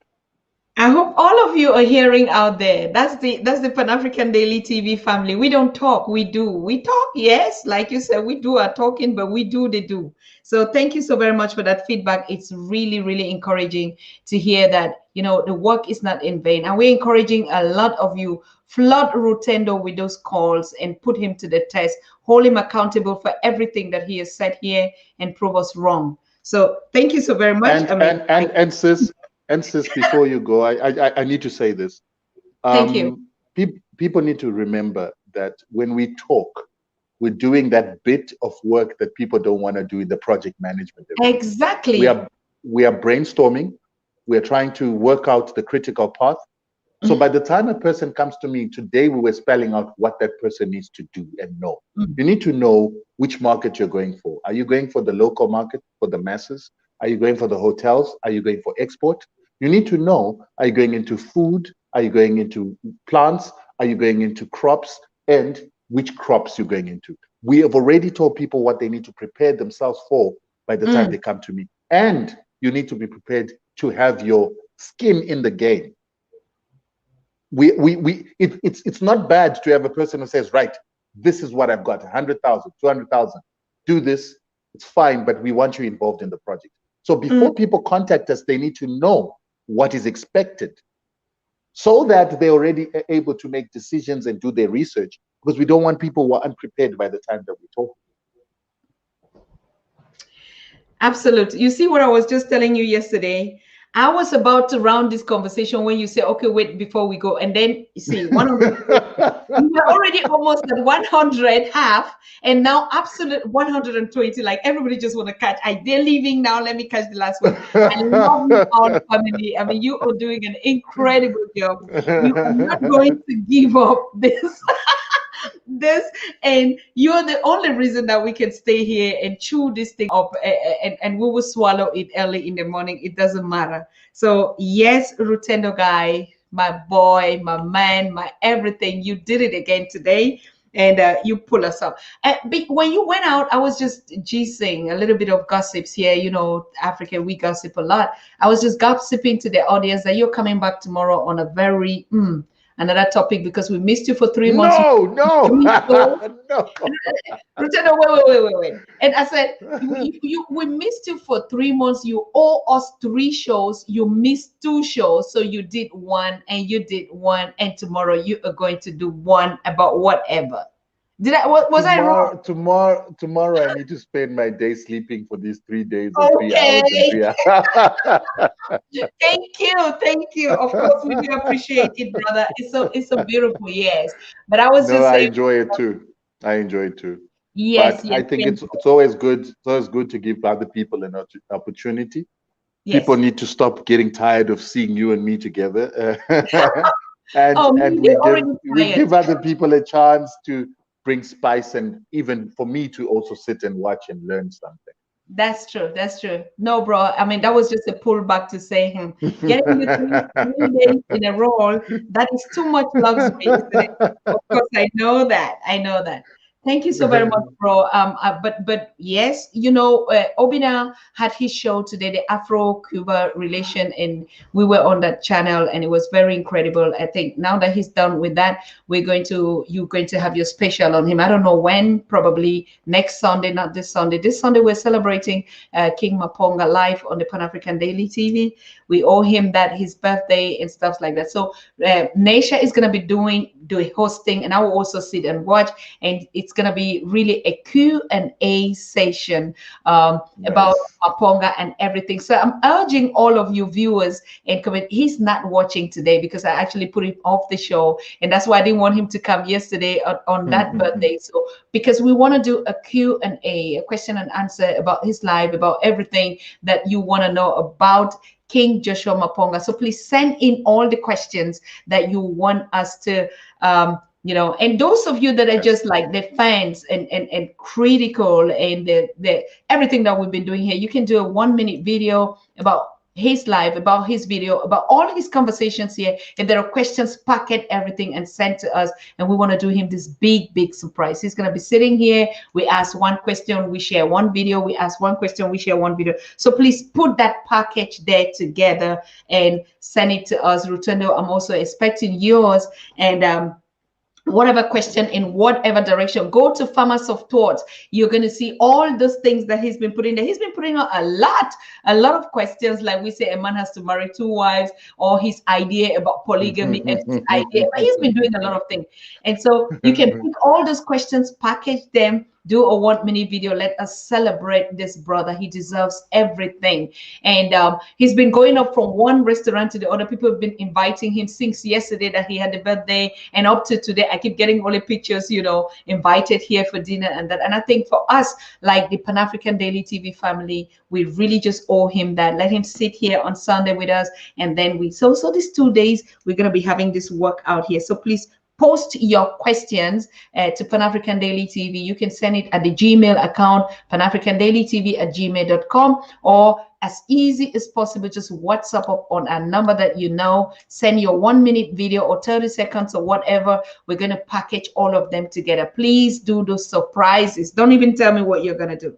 So thank you so much. Thank you, Brother Rutendo, and we see ourselves, very soon again. I can't wait for that you and Obina special. Yeah, absolutely. And I would like him to link us to the Cubans for organic farming chemicals and organic farming tips and strategies to fight sanctions. The Cubans are very good at that, so it's going to be beautiful. Oh yes, and that was the meeting today. They were meeting with some U.S. Senate and stuff like that, and to actually wait, because they keep hammering on those sanctions. So I think really Zimbabwean can learn a lot, and that's what Obina is actually doing, to see what did Cuba do, how can we do it in Zimbabwe, and I think that tie is going to make a perfect match out there. 100%. Thank you. 100%. Thank you so much, bro. Good night, sis. Yep. Asante Sana. I think we are done with the show for today. While we leave Brother Rutendo to go and get his rest, we'll be meeting him again some other time. I just want to say it again for those of you that came late. The burial ceremony of late Kenneth Kaunda was postponed, or we actually didn't know because there were some burial confusions. The family wanted him to be put to rest at the family burial ground, but the government wanted him to put at the state burial ground. So actually today was slated, the 7th of July, to do that, or to put him to rest. Until now, we haven't got any feedback what actually is the state of affair. In as much as we will know it, we'll bring you, share pictures of you in the ceremony, however it went. Good. Number 2, where all of us woke up to this sudden death of the assassination of the president of Haiti, and the whole world is being, the rumors, a lot of stories going out there. What we know for now is just that he was assassinated. Like, we were not there to report the story. We just also got the mainstream media and all what is a tragic situation, and actually our condolences out there to the Haitians and whatever thing we've lost a soul. We've lost a president, we've lost an African, and we've lost an elder, we've lost a leader. Whatever the challenges were out there with him, it is still a tragic situation here. So yes, those were the two break-ins that were happening. Like I said, tomorrow we're going to get a guest on what we actually wanted to talk about, the situation of Nigeria.